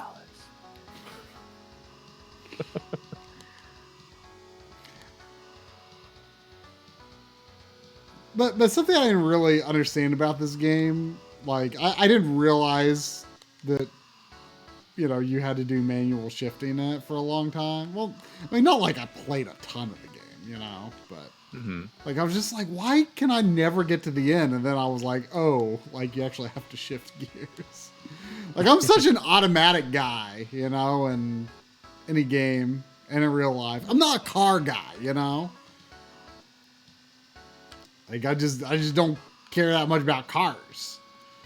You know, I enjoy racing games, you know, a bit anyway. Like anything that's like more of like, you know, modern or even relatively modern. Like I like if it's kind of a semi-realistic racing game, I am so bad at them. Like even Virtua Racing, you saw how bad I was at that.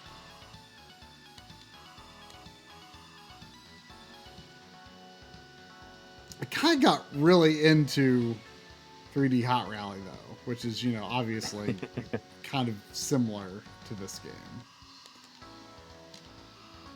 Oh, there's some M2 billboards.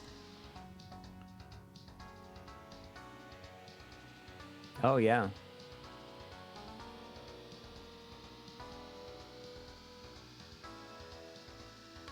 Yeah, I mean, basically, this is the best version of it. The only thing it's missing is that it doesn't have the original car in it.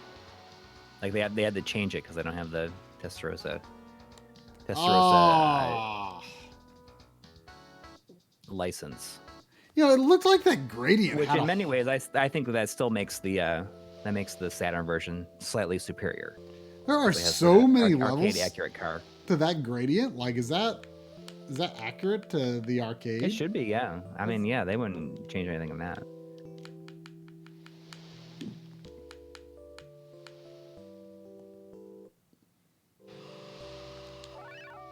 All right.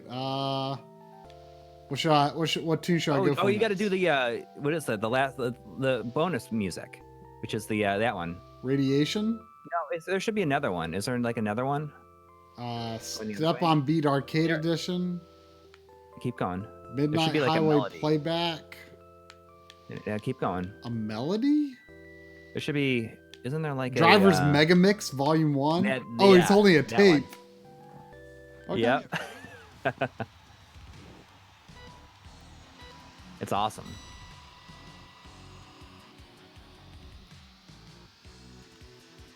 I've never played. I'm not sure. I don't know if I've ever seen the initial D arcade stage series. Was this the game that Matsuoka was showing us the different modes? The 3D version, the 3DS version has like a mode where you can add power-ups to your car. Oh, okay. Like faster speed and. He went upstairs to get his 3DS to show us that. Yep. Because at the time I hadn't unlocked it.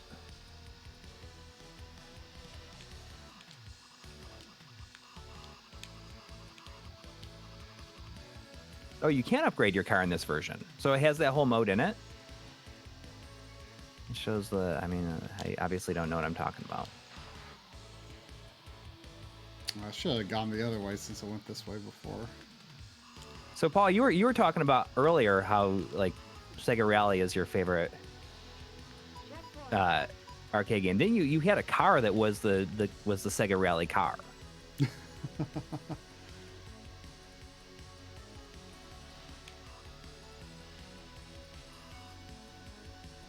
Or am I mistaken? Like, I feel like you had the Sega Rally car. Ah.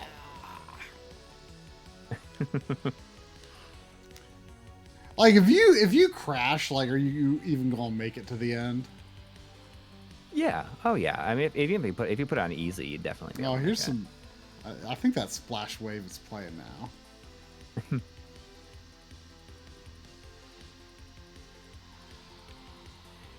Yeah, he had I think it is a Celica, but it was you had all like the same decals and everything on it, like the same emblems and everything.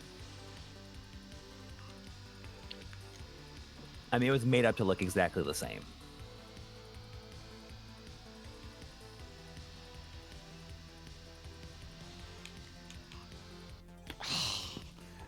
Bought it in 2010 off the guy that made it, drove it for 6 years, and had to retire it. So when you retired it, did you like put it in a garage and keep it? Or did you have to do something with it? That must have been tough to get rid of.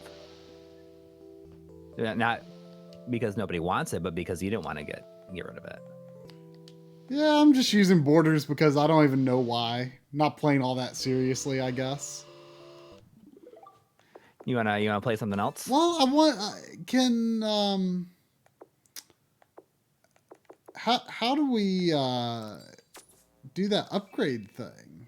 Or is that a mode I have to unlock that people were talking about being able to do in this version? Game version, old and new. I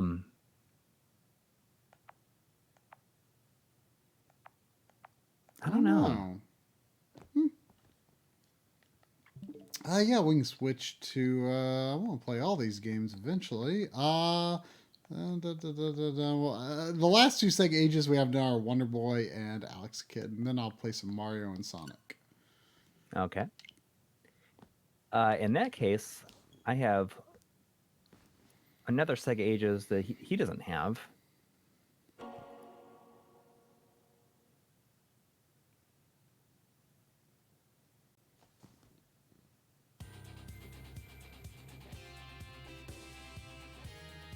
You know, I hate to admit that I don't unlock as you beat each route.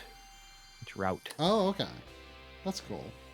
I hate to admit, like, the people that are holding up the signs in the opening, the only one that I recognize is Nay.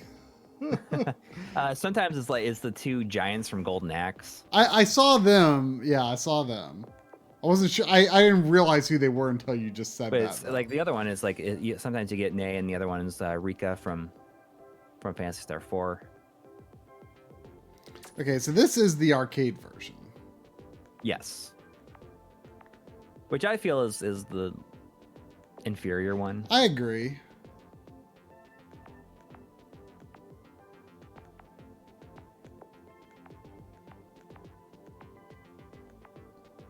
All right, here's another code I'm gonna drop in here. This is not for this game. I do have one for this game that it will come after this, but I'll go with black border this time. Ooh, what's money hungry mode? You actually get enough money to buy armor? I'm going to try that. You can't use any tricks to increase the value of hidden gold in this mode. Save your money, save the world. Uh-oh. Maybe I made a mistake. It sounds like it was something that was going to be using a trick, though.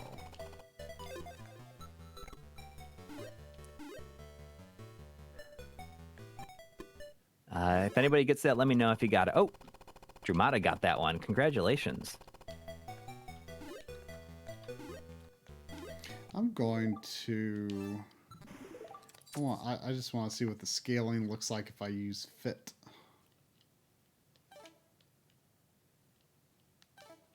Let's play some Fantasy Zone next, please. I don't have it on my Switch. I know, it's not out in the US yet. Hopefully we get that one. I'm waiting for that, and I'm waiting for Shinobi. I wish Shinobi was out already. Yeah, there's definitely a little bit of shimmer with the full mode. Thank you, though. I mean, when it does come out, then I'll play it in the future, so that it doesn't feel like your donation was for nothing.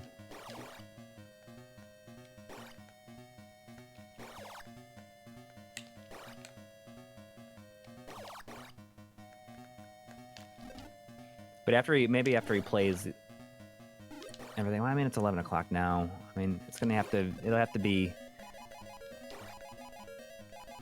when it's out, like when it comes out, I'll play it. Oops. Ah, dang it. Gotta save that money. Yeah. By not picking it up. Yep. Yeah, that's gonna get me far. I mean, money is like really tight in the arcade version.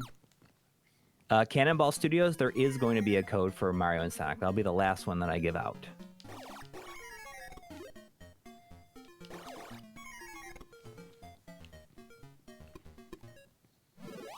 We got 2 more that I gotta do before that, though. Ah, I don't have enough money.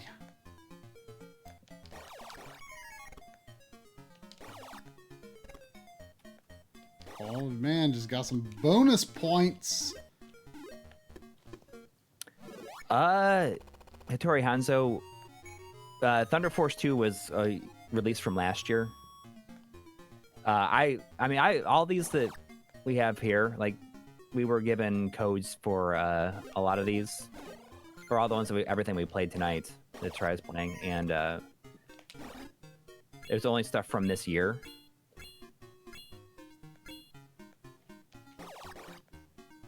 I mean, Try has all these because I bought them all.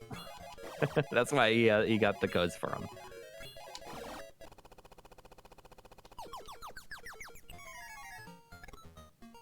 I had bought Phantasy Star. Did Phantasy Star come out last year? It had to have, right? Yeah, it was like the very end of last year, I think. It was the first one, right? No, it was the third one. What was the first and second? Thunder Force 4 and Sonic 1 were the first ones. I got Thunder Force 2 today. Yeah, what? I got Thunder Force 2 today. Oh, really? Yeah. It was $30. What else did you buy? It was $30. Wow. I mean, no manual, but like the case is has kind of some nicks on the spine, but the art slip is in excellent shape and the cartridge is in excellent shape. So I was like, I'm gonna get it. I got the grid actually has their still alive down here. The grid has their buy two get one again. Oh, okay. So I got Turtles. Like, I wasn't even going to look at the Game Boy games. Then, like, right on the front of the rack was Turtles 3 Radical Rescue. For $25. So you may as well. Yeah, $25 was a pretty good deal. So I got the game. I wasn't going to get Thunder Force 2 at first, but I grabbed Radical Rescue, Deadly Creatures for the Wii, and then I was like, well, I gotta pick something else, so I'm just gonna get that Thunder Force. So, of course, it wasn't my free game. Yeah, but still. Deadly Creatures was $11, but, you know, it's nice for a free game. I forgot about that game until the GameSack episode. That might have been was that the last Dave episode? Which one? What? I'm trying to remember what the theme was for the episode. With Thunder Force 2 in it? No, with Deadly Creatures on the Wii. I don't know. Yeah, like, I forgot about the game. I'm like, oh yeah, that game did look interesting. Dave liked it. Dennis Hopper is in it. It's such a weird. That's such a thing. weird thing. Craig Wan says, I want Sega, still want Sega and M2 to make a Sega Ages version of Golden Axe Revenge of Death Adder, Dynamite Deca, and Virtua Fighter 2. Man, Golden Axe Revenge of Death Adder is the number one that I want to do on that. And I said it to one of the people when we were talking a bit back and forth before the M2 doc came out. I said to Takayuki Komabayashi, who was the director on the Genesis Mini. I said, can you tell people there that I really, really want them to do Revenge of Death Adder? And he's like, I'll let them know. I mean, obviously it's not. I mean, he probably really, really wants them to do it too. Yeah.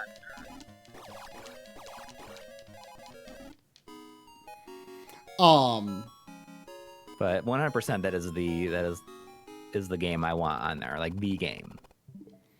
At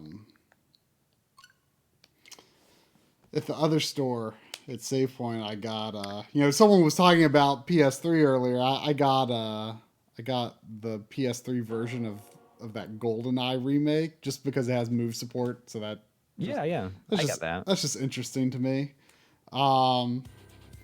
And I got Ashura's Wrath, which is a game that I know a lot of people really, really like. And I was like, I mean, it's like $17, and I feel like that's a game that could eventually become expensive. Did you notice the beginning? Like really quick, don't. Oh yeah. I always thought that was so clever. I mean, not clever; it's just obvious. Yeah, I mean, you've pointed it out to me before. Yeah, I've noticed. I'll let it loop again.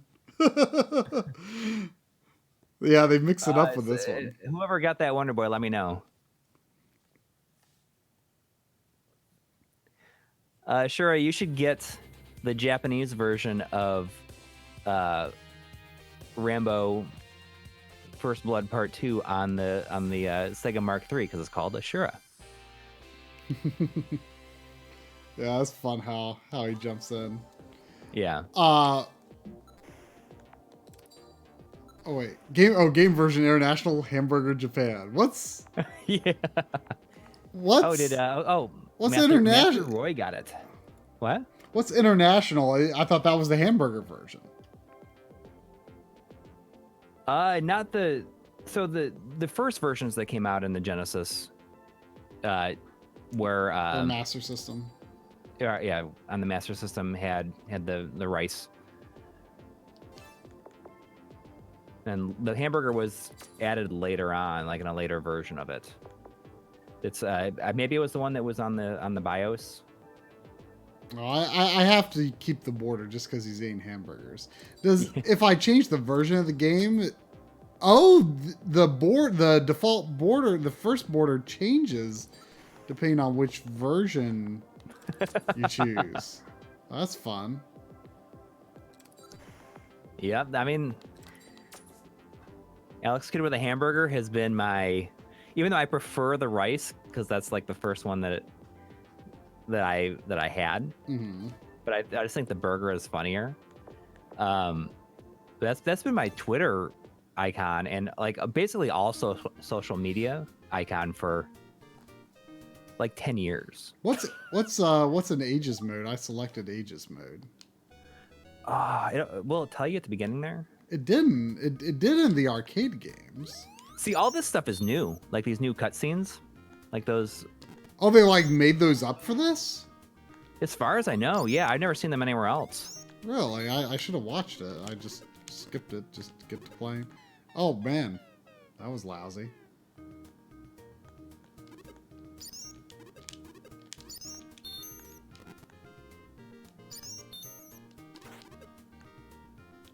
The music sounds really good. I don't know if it's FM or if it might be. It almost sounds remixed. That's right. This game didn't originally have FM music. He's gonna kill you. And they add like the FM music is like exclusive to this version. Like they made it just for this. It sounds really good. Yeah. Like normally I don't like FM that much. If you don't forget the pause menu. You can use your. I mean, you probably don't want to use it on this level. What's the pause menu? I think it's probably. I'm guessing it's probably X. Oh yeah. Oh, what are these items? Yeah, I mean, you can use so that the ring like lets you shoot like bullets, not bullets, but like these waves of energy. Oh, okay. Is it limited uses or until I die or what? I think just to the end of the level, or until you die. But you can buy them in shops and stuff. I think that you would. This is a game that like I should definitely make more of an effort on. Like I've played it and I've always been like, yeah, I don't know. Yeah. I mean, that's kind of how I am with most Master System games, to be honest.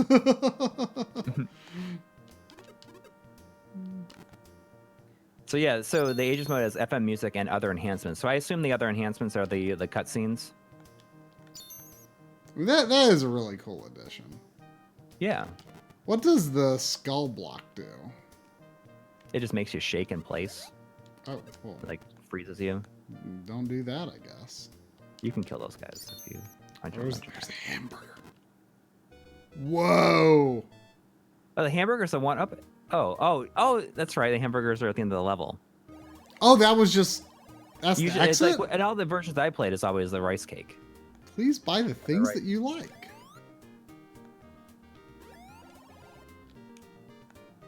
I probably does not know about the hidden level under the octopus.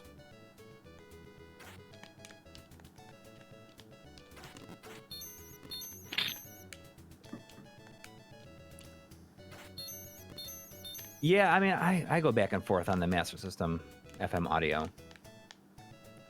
I pretty much prefer the PSG almost exclusively.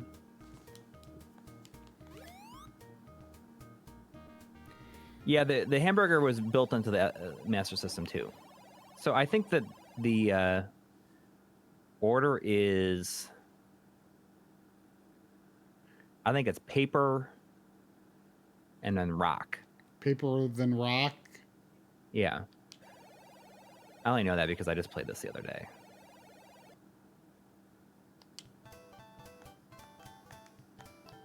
Matthew Roy, your messages don't seem to be. They were for a minute there, though, I think.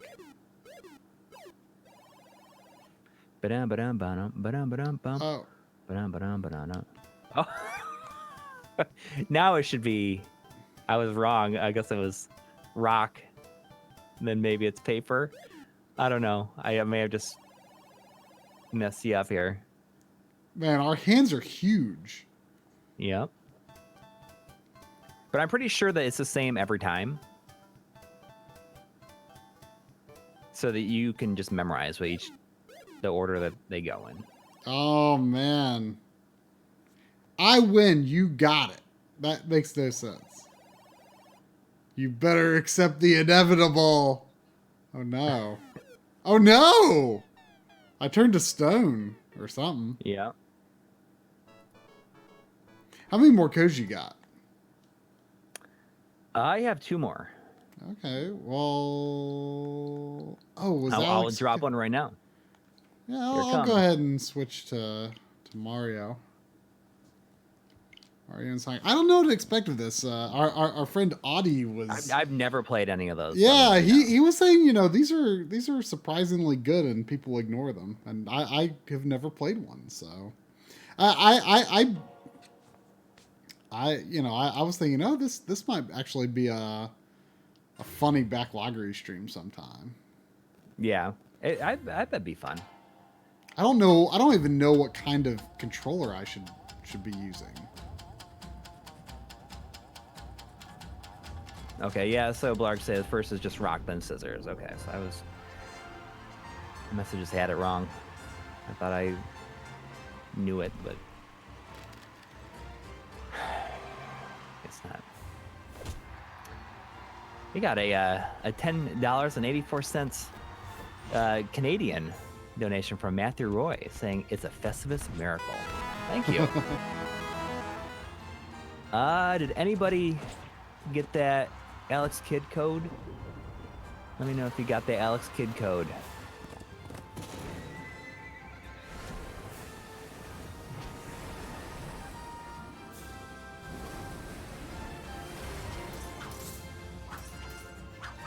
Oh, somebody got it. Oh, yeah. Redeemed not by me.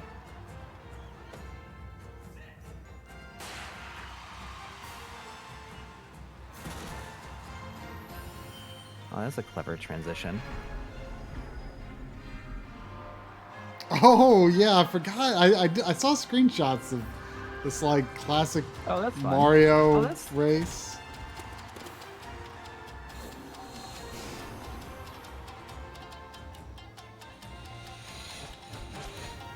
It's interesting that this is, I think, considered like a Sega game. Like, I kind of like how Ubisoft published, Mario and Rabbids. What?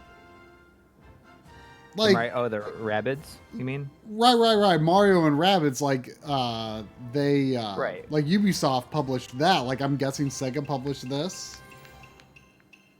Yes. Yeah, they just always have done these. I've never played any of them. There's like several, aren't there? Like, at least, like, this is probably like the third or fourth, I would guess.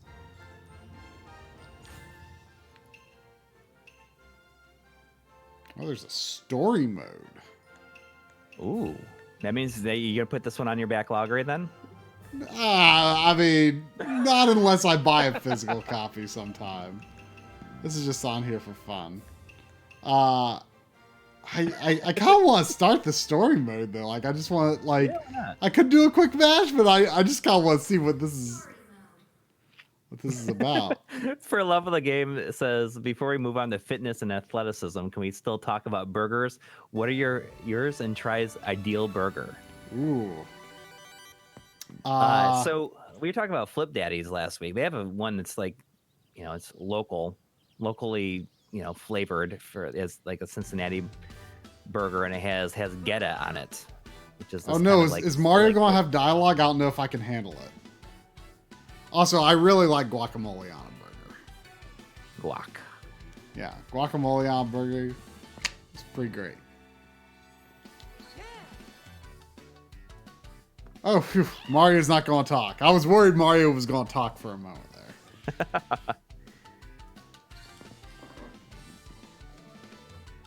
Paul Sutton says this try like he prefers burgers to be dried out leather like his steaks. I mean, I do go for well done. There's nothing wrong with a bit of a cooked taste in your meat. I do. I love burgers with like a fried egg on it. I think we discussed not long ago that I still haven't tried that yet. It's awesome. It's awesome.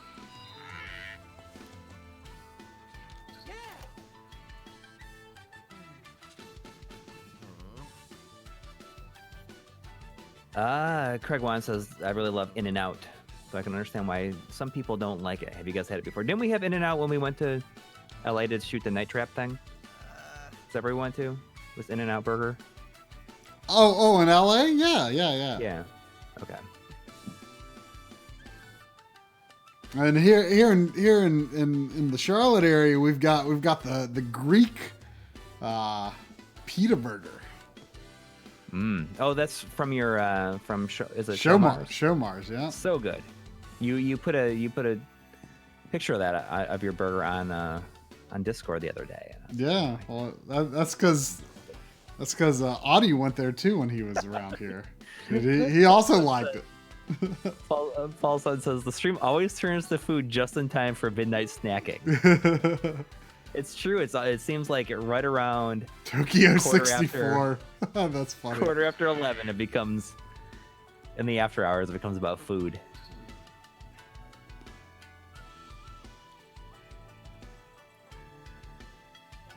We should be careful about playing this game. Like, I mean, we don't have any like really like special burger places around here, at least that I know of.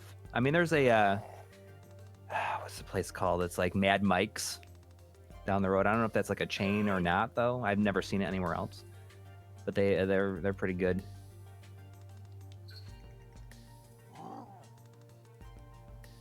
They always have a whole list of things that Mario's can and can't do when they work with third parties. I'm sure for internal as well. So I guess having dialogue is one of them. Well, I hope Luigi doesn't talk either. No, that's what I'm saying. Luigi doesn't either. Good.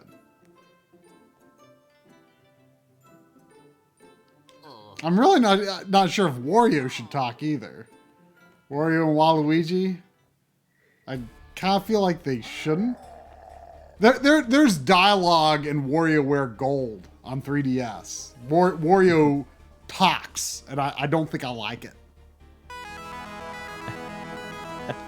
We got a $10 donation from Lou Standards. Thank you. It says, it made me happy to learn your respective choices for eating are also decidedly retro. Happy holidays from Chapel Hill. Ah. That's like down in by you, kind of. Yeah. North Carolina. Yeah. Lou Standards. Standards. That's like, is that your real last name? Because if so, that's a pretty awesome last name.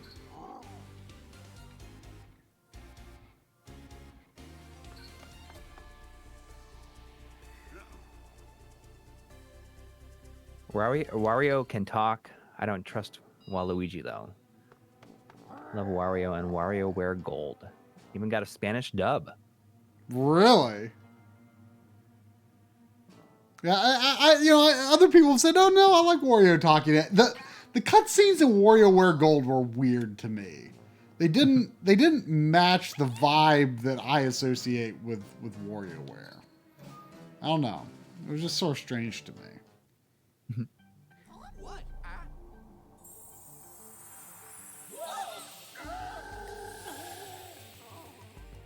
Oh, Luigi's on the outside.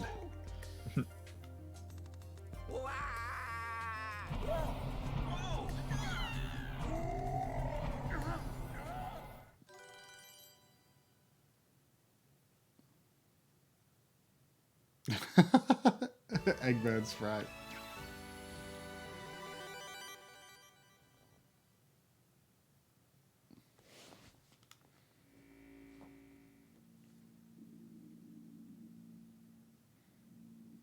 Oh man, I love how Tokyo was pixelated in 1964. Pixelated in very cool. few So colors. like it. Yeah, that's fun. That is fun. Oh, look at this text box too. That's clever. It's like kind of cool to see like Mario and Sonic sprites, like retro sprites mixed in the same game. Even Robotnik. It's like 16-bit and he'll always be Robotnik. It's like their oldest sprites. Like, so it's 16-bit and 8-bit. I guess that's 16-bit Robotnik. I'm not, Sonic 1 Robotnik. I'm not really sure. Going by that, like Toad's always going to have to be in the background then, because that's the only sprite. Will have to be. Oh, yeah. It's an interesting thing they have to work around. I feel like in maybe it's the Game Boy. The Game Boy Color version of Mario 1, I feel like he might have some animation in it. Yes, I think he has some animation in some version. I think that's what it is. Jeffrey Gray is saying, I like Bob Hoskins as Mario. Speaking of, it just made me think like of Bob Hoskins. So I recently rewatched Who Framed Roger Rabbit. Mm-hmm. When was the last time you watched that? I don't know. Probably like 12 or so years ago, I'd say probably. It's like not a kid's movie. Oh no, not at all. No. that is the thing that I never realized that it's definitely not a kid's movie. No. I mean, I saw it when I was a kid, and I'm sure a lot of I did other too. kids saw it, but it's not a kids movie. I mean, I think that people probably thought that it was for the longest time. I mean, I did until I rewatched it for the first time, and probably, gosh, it must have been like 20 years. Really? Or Wow. like that, probably. Christopher Lloyd is a great villain. Yeah.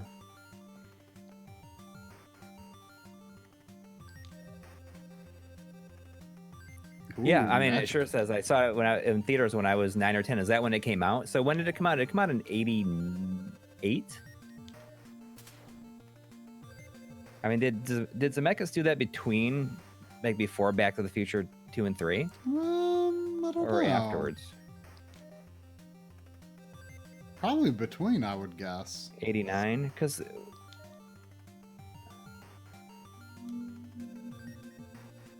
...1988. So, I mean, I was 10. So, I guess we're probably same age, basically. Yeah, I remember, you know, I think my parents rented it or something. So I remember seeing it back then. When the DVD came out, I bought it, and that was in college. So that was I probably watched that DVD a couple of times. So I just can't remember when the last time I was seeing it was, but yeah, I'd like to watch it again sometime. I've always had a soft spot for the NES when I signed up for game. Disney Plus, I said I'm going to watch this.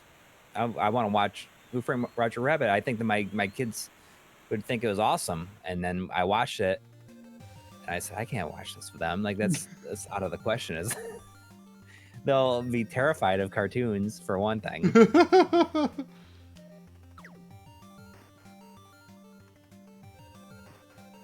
I can't believe like how much story there is here. Like why does it take us so long to get to?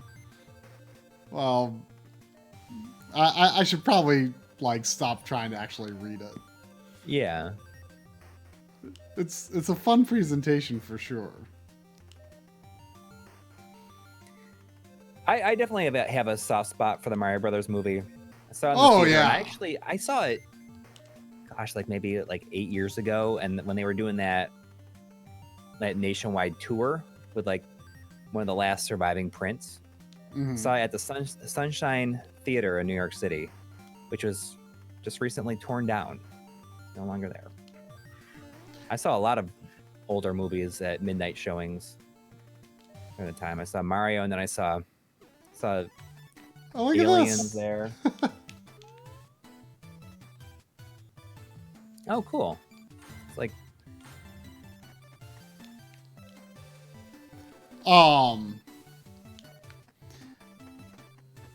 there's like some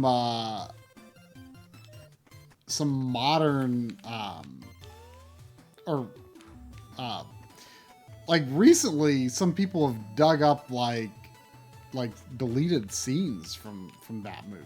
Like there's like a major like fan site that's like for the Mario movie. Mario? Yeah, that's like this like compiled an incredible amount of information and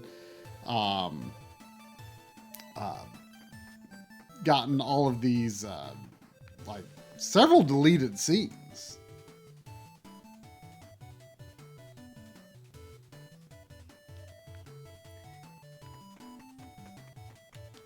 Some people are talking about Double Dragon. I have never seen all of Double Dragon,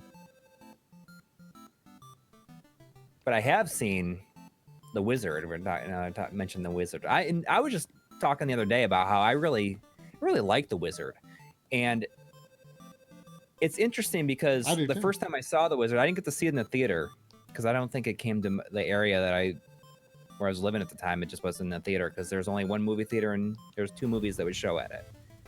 And I specifically recall seeing The Wizard when it was on TV.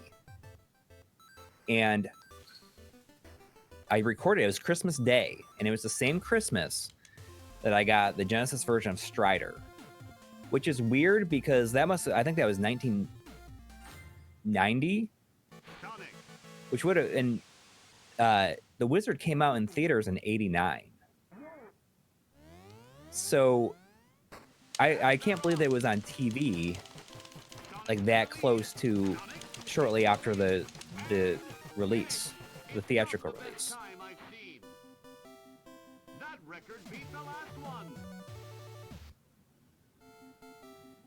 I always forget there's a Double Dragon movie. I don't think I've ever seen anything from it. I don't think I have any clue what it looks like or anything.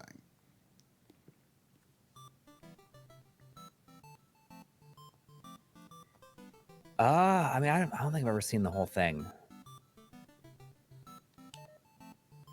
But Paul Sutton said earlier that, he had Robert Patrick as the villain right on the heels of Terminator 2. Or, it would have been right after Terminator 2. I wanted Fred Savage to be my best friend, Wonder Years, Princess Bride, and The Wizard. That kid had the best life.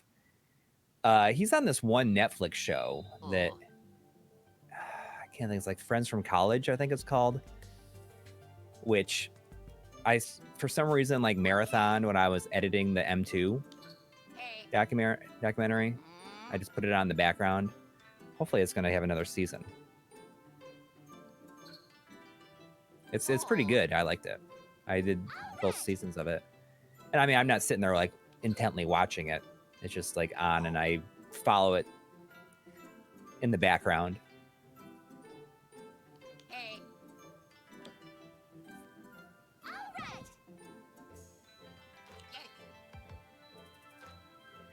Buster Gundo is asking if anyone's ever played Sparkster for the Genesis. You have Sparkster, right? I do. I haven't played through it yet though, but I do have that and the Super Nintendo game, which is, same name but totally different game. Yeah, but you have the Genesis version. No, I've got right? both. Oh, okay. They're totally different games. Right. So that's why I got both. they're not cheap. I got the Genesis game for a pretty reasonable price. I was not as happy with my price on the Super Nintendo game, but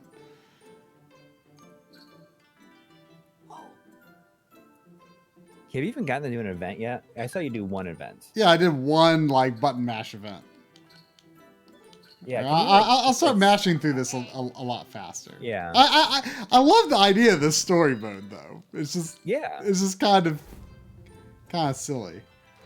Oh, this seems to be it's going to be dual controllers, solo remote, buttons only.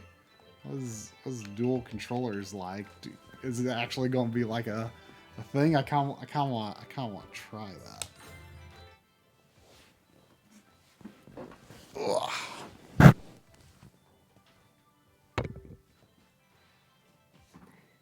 How many have you gotten down to the end of the codes? We just have one code. We just have the code for this one left. I'm just gonna wait until I'm done. About to wrap it up.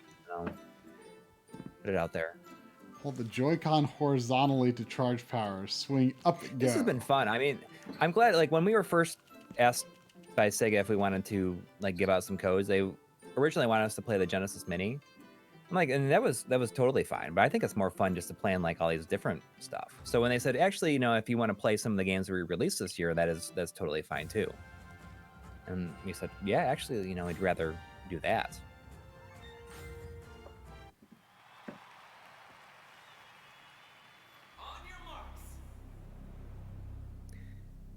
I just got my Genesis Mini. I got the Asian version. Have you booted up your Asian version? I haven't even taken it out of the box, actually. Yeah, I haven't opened mine yet either. I was. It's a really sturdy box though. Like I was impressed with the heft of the box. Are the other versions the same way? Yeah. Actually, what's interesting is the US box is bigger. It's wider. Oh, really? Yeah. But yeah, it feels like a really sturdy box. In my new setup down here, I'm going to, like, just for the heck of it, try to keep the mini systems hooked up.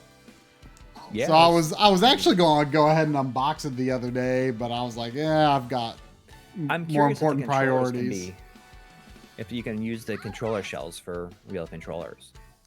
I don't know.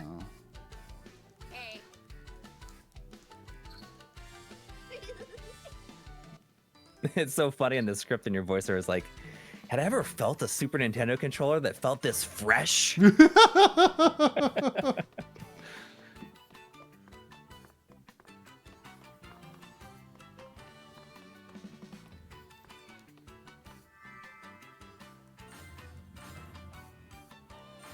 But I wanted the Asian version because it has basically the best of the Japanese exclusive games plus Alien Soldier. Yeah, that's exactly why that was the version that I bought. You know, if we can't afford like the cartridge of Alien Soldier, that's like, this is like having something that's like officially released by Sega as like a Physical version object.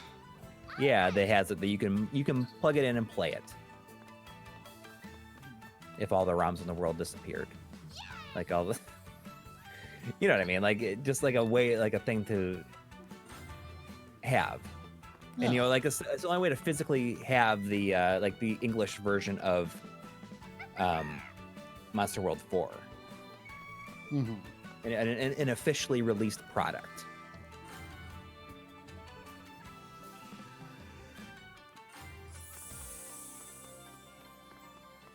So I mean, like the Monster World 4 was big, and then Alien Soldier, like it's worth it.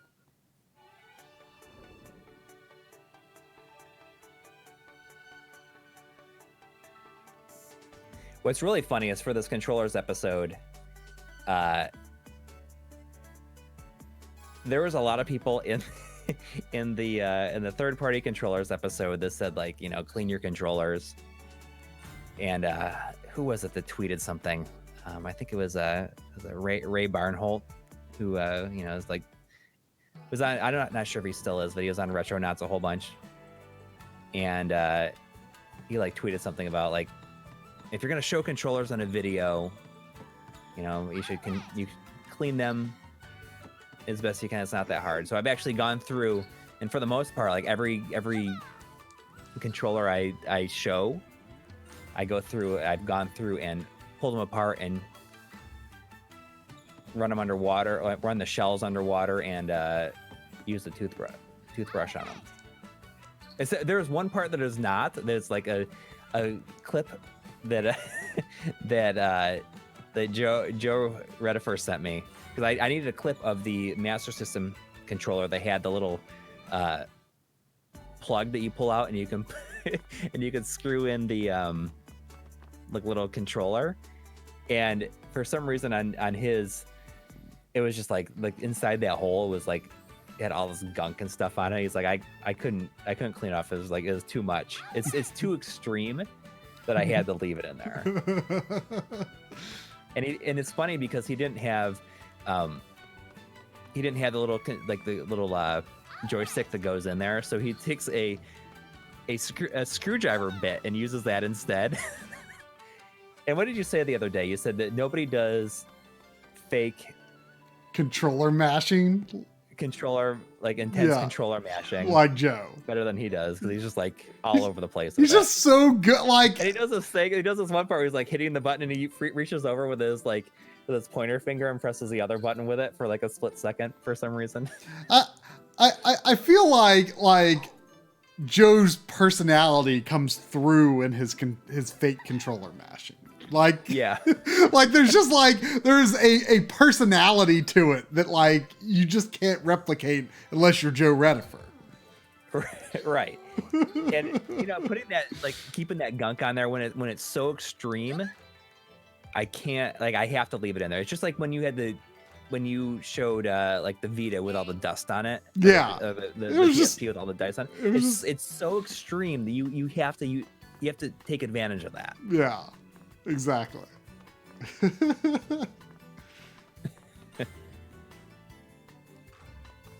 Or you get items? I think you should save your game and back out and just play a couple of events. Okay.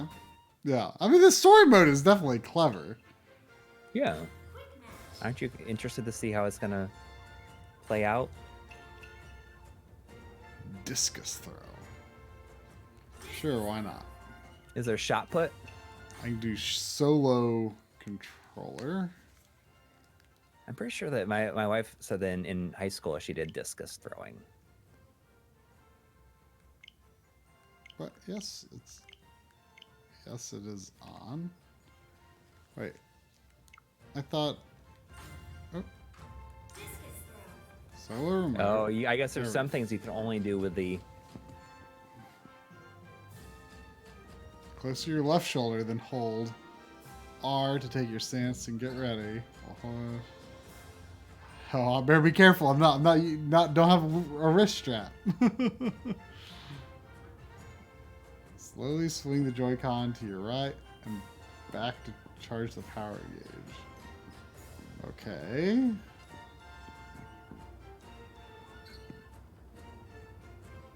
Swing diagonal. Scott P, the next episode should be out like probably Tuesday or Wednesday, and it's going to be their first part of the first party controllers.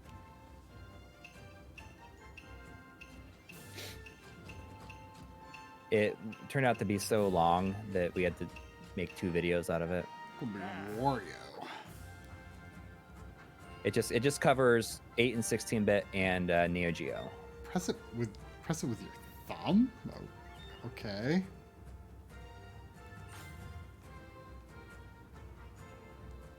Oh, games we played in 2019 will release early 2020 or end of 2019. It'll be probably the same as the last 2 years. I'm guessing it's going to be out on... I think we released the last 2. We released them either the 30th or the 31st. What? The 1 year we released it on New Year's Eve, so I should look to see when. But it will be. I mean, I'm gonna finish this up, and I'm immediately gonna go into that, and I'm excited to do that. I have a lot of the footage captured already.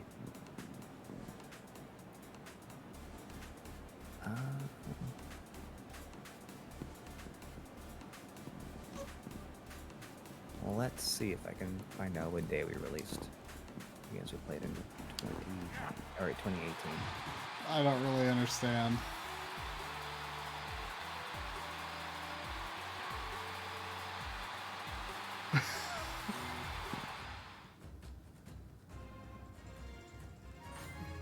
Oh, was that the real thing? Okay. Yep, looks like it was December 31st, I mean. So last 2 years, so look for that on the 31st on New Year's Eve. Oh.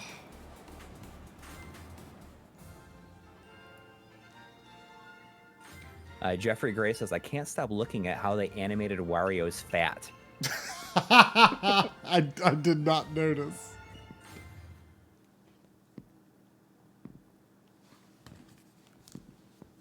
Oh, Prism will definitely be in. I gotta add that to the list. That's what I think is kind of fun, is because the first time we did one of these, it was the games we enjoyed, and now it can be then last year we did like the games we played, so it could be good and bad. And this year I'm gonna it's still gonna be called the games we enjoyed, but I'm gonna use that as a little bit of a jumping off in the way that, I'm gonna talk about the Mister a little bit. In another way to think of it as like, the things that we enjoy. I was trying to take a picture of Sandy, but she turned around. I've got the monitor. She finally noticed I've got the monitor that has you on it. It's sitting on the floor, and she just kind of walked right up to it and was just staring at you for a good 20 or so seconds. Wasn't sure what I was. Yeah, just that little person sitting there on the floor. Hold the controllers horizontally. Okay.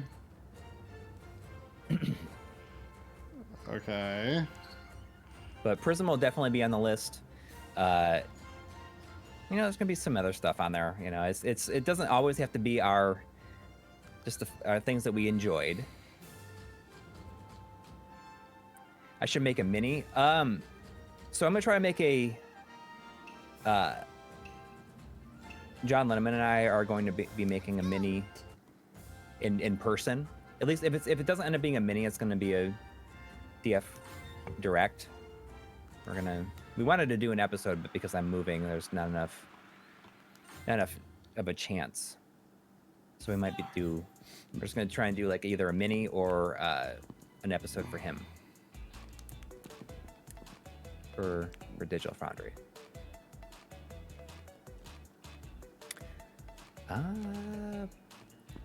Patreon 2, you are absolutely right, and that was kind of a big breakthrough, I think, is having Neo Geo, Game Boy Advance, and Sega CD on it so quick, and you know, it really made me get into it a lot more and figure out stuff that I hadn't quite figured out, and now the strides that it's made in the last year has been crazy.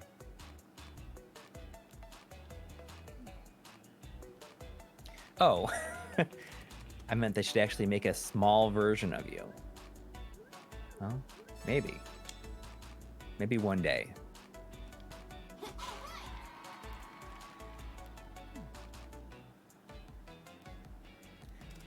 Game Gear is already on there. It's on the Master System core.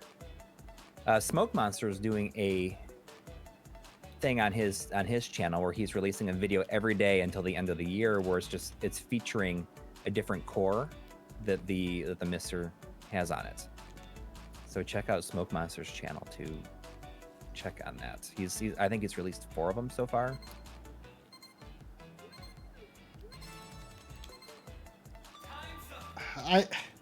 I think I was starting to understand what I was doing wrong with the Joy-Con controls there. I wonder how it would work with a Pro controller. Ooh, surfing. Ooh. Let's do buttons only. What? I said let's do buttons only. I can still do buttons with the Joy-Cons.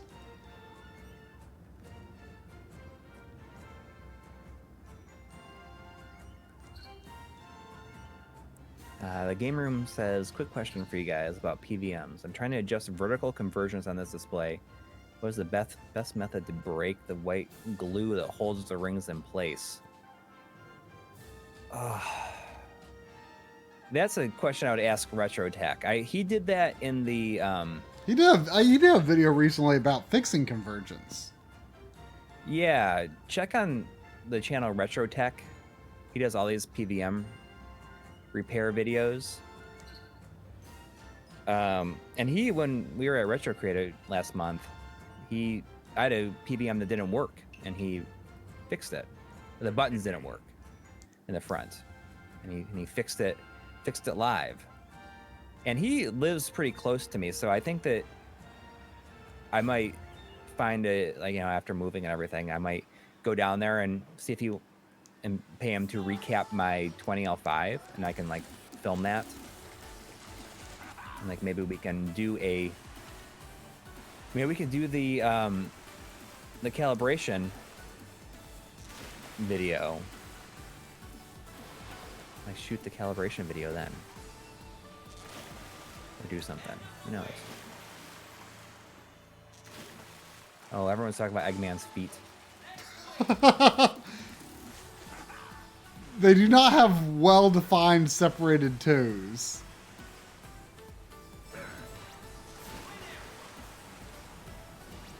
Whoa, look at me. I'm riding top of the wave, kind of.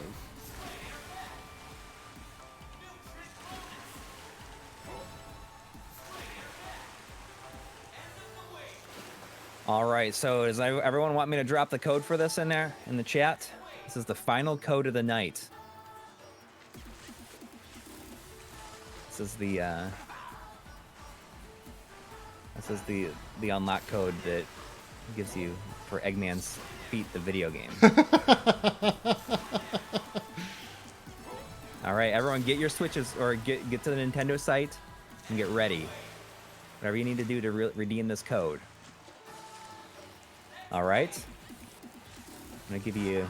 This game is probably. 20 seconds. This is probably This is probably the best deal of the night, right? I mean, the most expensive game. I would it's guess. like basically brand new. Okay, when Try's timer runs all the way down is when I'm going to post it. At least all the way down when you see it. Well, that's when they should see it too. So everyone get ready. What you need to do to get on the site and everything. Ooh, did I just get perfect? Perfect. Eggman is perfect. 2, 1, 0 times up. Oh yeah, his toes are separated. Look at those Eggman toes.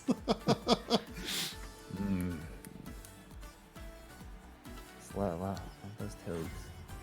Love those Eggman toes. Eggman toes.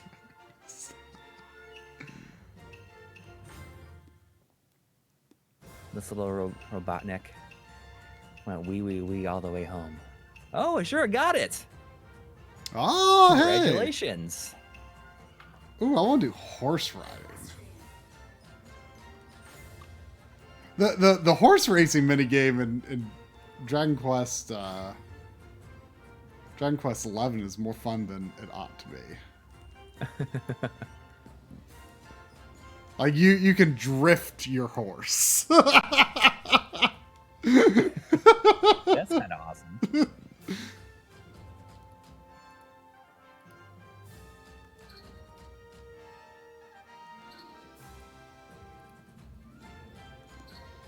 Nice. There's Smoke Monster. Smoke Monster, you missed the giveaways.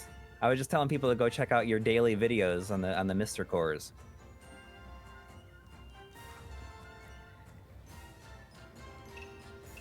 Baggett Schmidt is asking. Oh, look at these fancy coats that they wear to the horse race. That's amazing.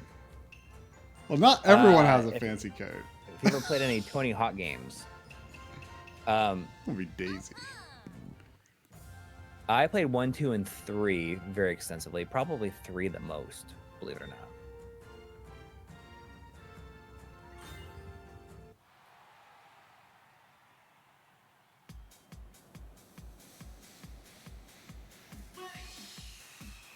Yeah, I mean, see, the Game Room is saying this game actually looks more competent than I would thought. I always thought they were shovelware, but I mean, I think that, like, probably not at this point, because they've been refining it for so many years now. I think the first one was on the Wii, right? So it would have been like 2008. Oh!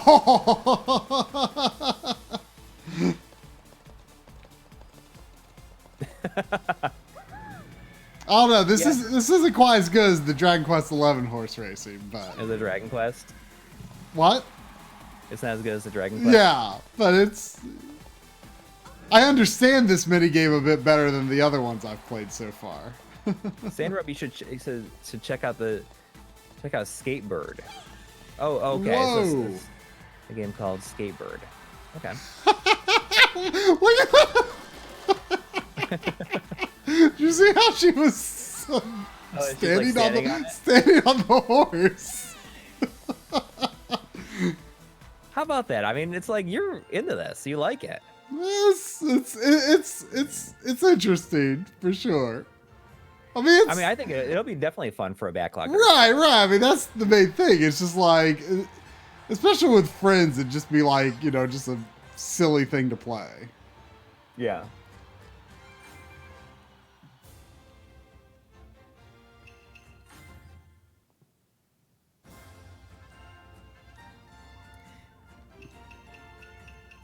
I almost said out loud. I almost said out loud, is this game Switch exclusive? Good thing you didn't say that out loud. Ooh, I bet archery would actually be fun with the Joy-Cons. Let's see if it works well. Oh, that's cool. Hold on. I mean, it's essentially like Wii Sports, like a new version of Wii Sports. Yeah. Hold on, drop back.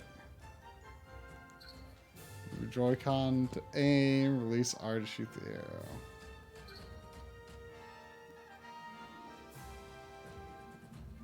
Okay.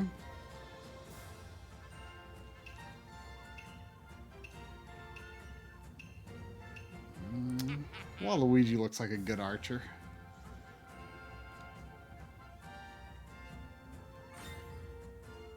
Oh wait, once you do it with your thumb, okay. I bet it's...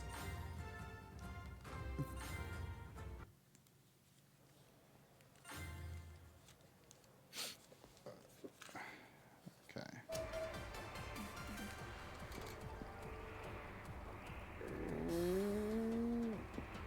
Wait. Oh.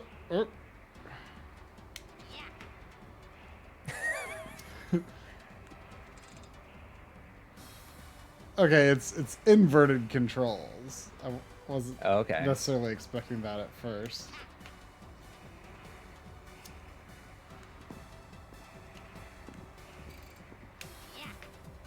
It's basically just waiting until it gets on the thing and letting it go. Mm-hmm.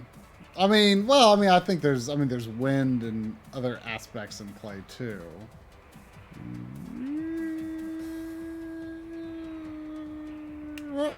Okay. Joshua Helmick says it's kind of a mashup of Wii Sports, Mario Kart Wii, and Mario Party.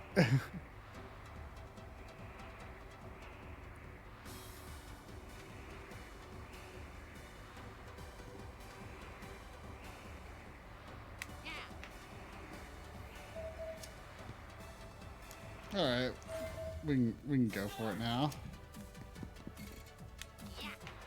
Oh yeah.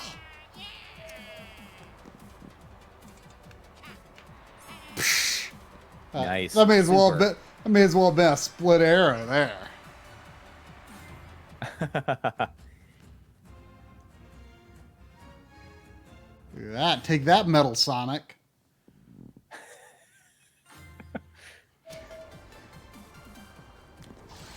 Whoa! Whoa!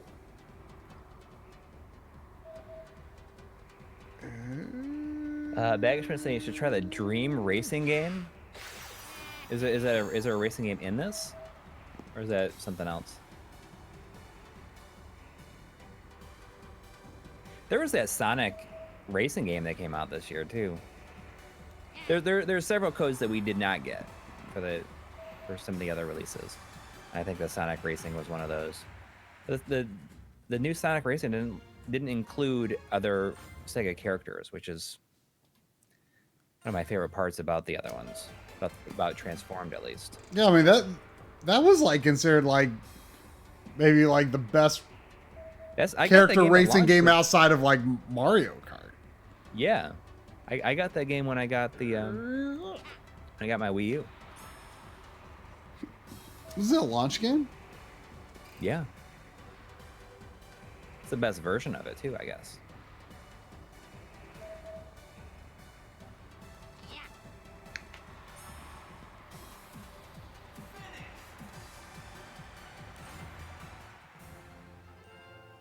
I still beat Metal Sonic. Transformed also had. I love the music in it. The remix they had of the first level of Golden Axe was amazing.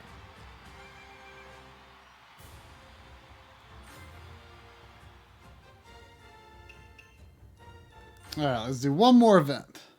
Okay.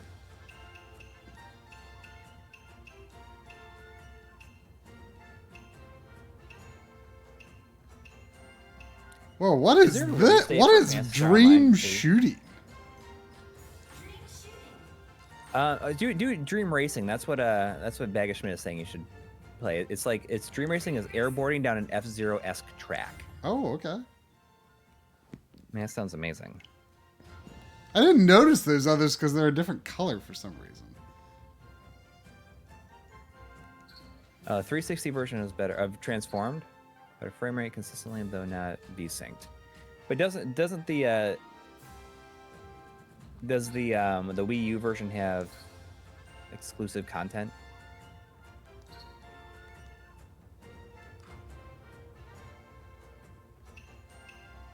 This looks awesome.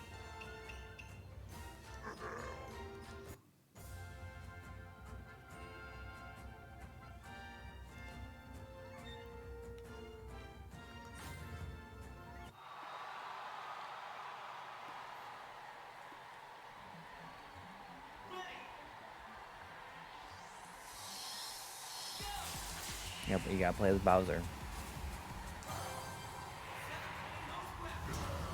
Bowser is perfect. Can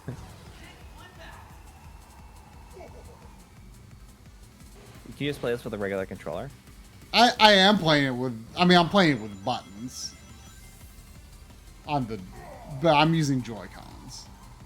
I see.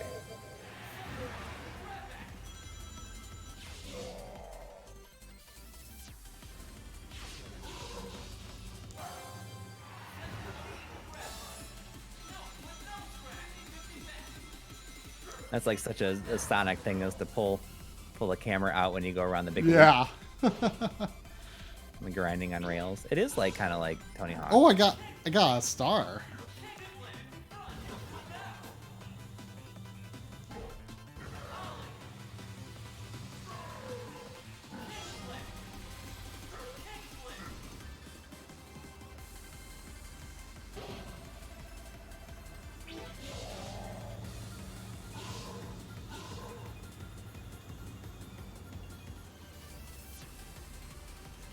Oh wow, the PC version of Sonic and All-Stars Racing Transform has characters from Team Fortress 2?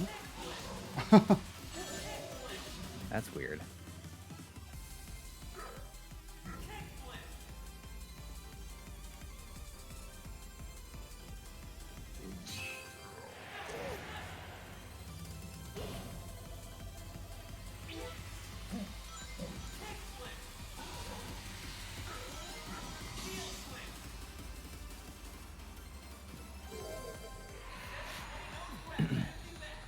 Whoa, whoa.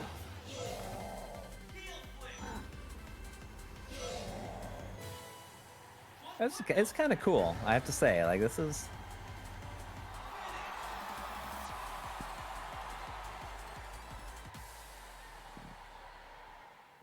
I'm a little envious that you got the code for this. 'Cause I think my kids would think it's awesome, too. Okay, I gotta do one more because I want to see what the shooting game is.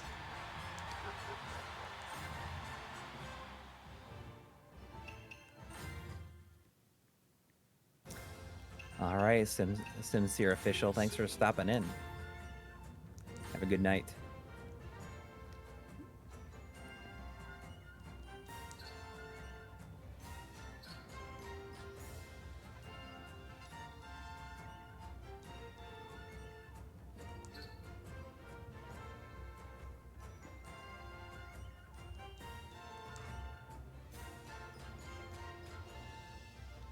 Oh, cool. Like a gun? Like a...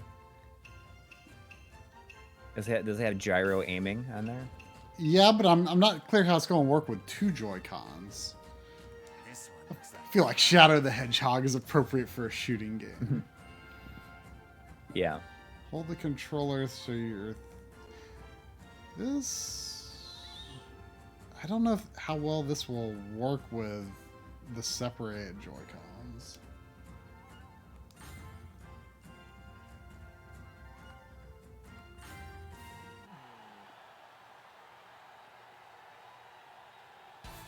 Buster Gundo just recently... Okay, I can aim with Sonic just... 06.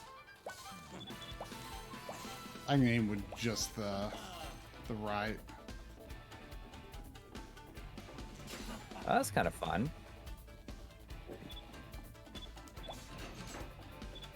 It feels almost Splatoon inspired.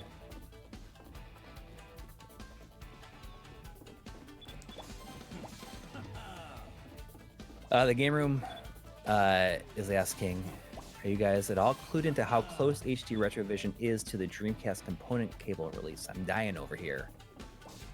I think that didn't the trailer say like February or something like that?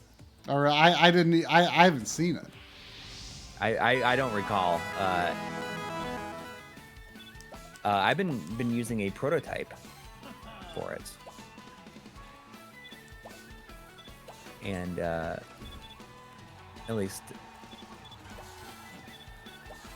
a little bit I have, and it's excellent. And if you look at the games on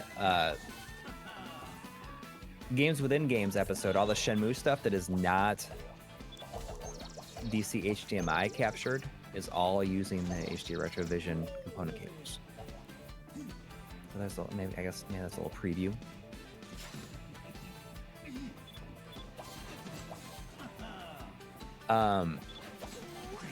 We got a $2 donation from Ben Brody. It said I like garlic chicken Alfredo pasta.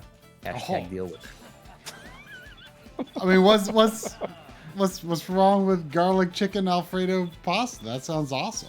I don't know. Those sound like, I mean that's the kind of pasta that if I was if I was in an Italian restaurant, that's kind of what I would get, because I don't like marinara sauce on pasta, unless like I can deal with that if it's got like a lot of if it's got like a lot of like cheese and meat in it, then I can deal with marinara sauce on pasta. But like I don't like just spaghetti. Like I've never like something about just pasta with marinara sauce and nothing else. Like it's just really unappealing to me.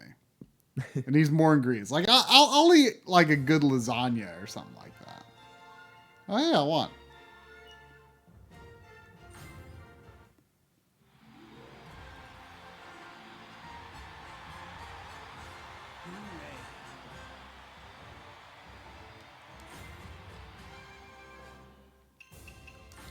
All right, well, I guess that'll be enough for 1 week.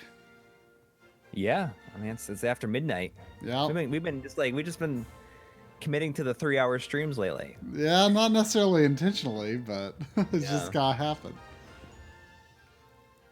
All right, well, thanks everyone for stopping by. Hope a couple of people were happy with how quick they were on getting some games. So yeah, we definitely want to thank Sega for sending those codes over so that we can share them with you, and sending us codes that we can play them for you.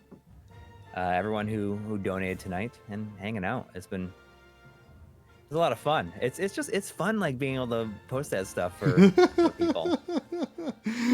You know, it's just a cool feeling, you know, and it's got to feel really good to be like the person that is able to get the redeem it. Yeah, you know? and a lot easier to do than in other situations, I would imagine. I mean, still probably challenging, but you know. Right. Well, no, I like to be able to drop those in there and have people get them. There's another thing that we're supposed to do where we have some physical copies of a game, but there's a lot of rules that YouTube has for stuff like that has like prevented us from figuring it out, because that would have to be like, that's more of a contest type sort of thing. But just dropping codes, you know, that's easy. Yeah, exactly. We'll figure out how to do that with those other copies some other time. But I mean, I feel bad that we were supposed to do it a long time ago, and it's like, oh, actually, there was a bunch of things that you could get in trouble for, giving away like physical prizes like that. So, anyways, yep. All right. Well, thanks for everyone for hanging out, and or at least Travis see you next week. Yep. I'll see if I can do it. I might be able to do it remotely from there, but I'm not sure. But we'll see how it goes. Anyways, good night, everyone. Everybody. Good night.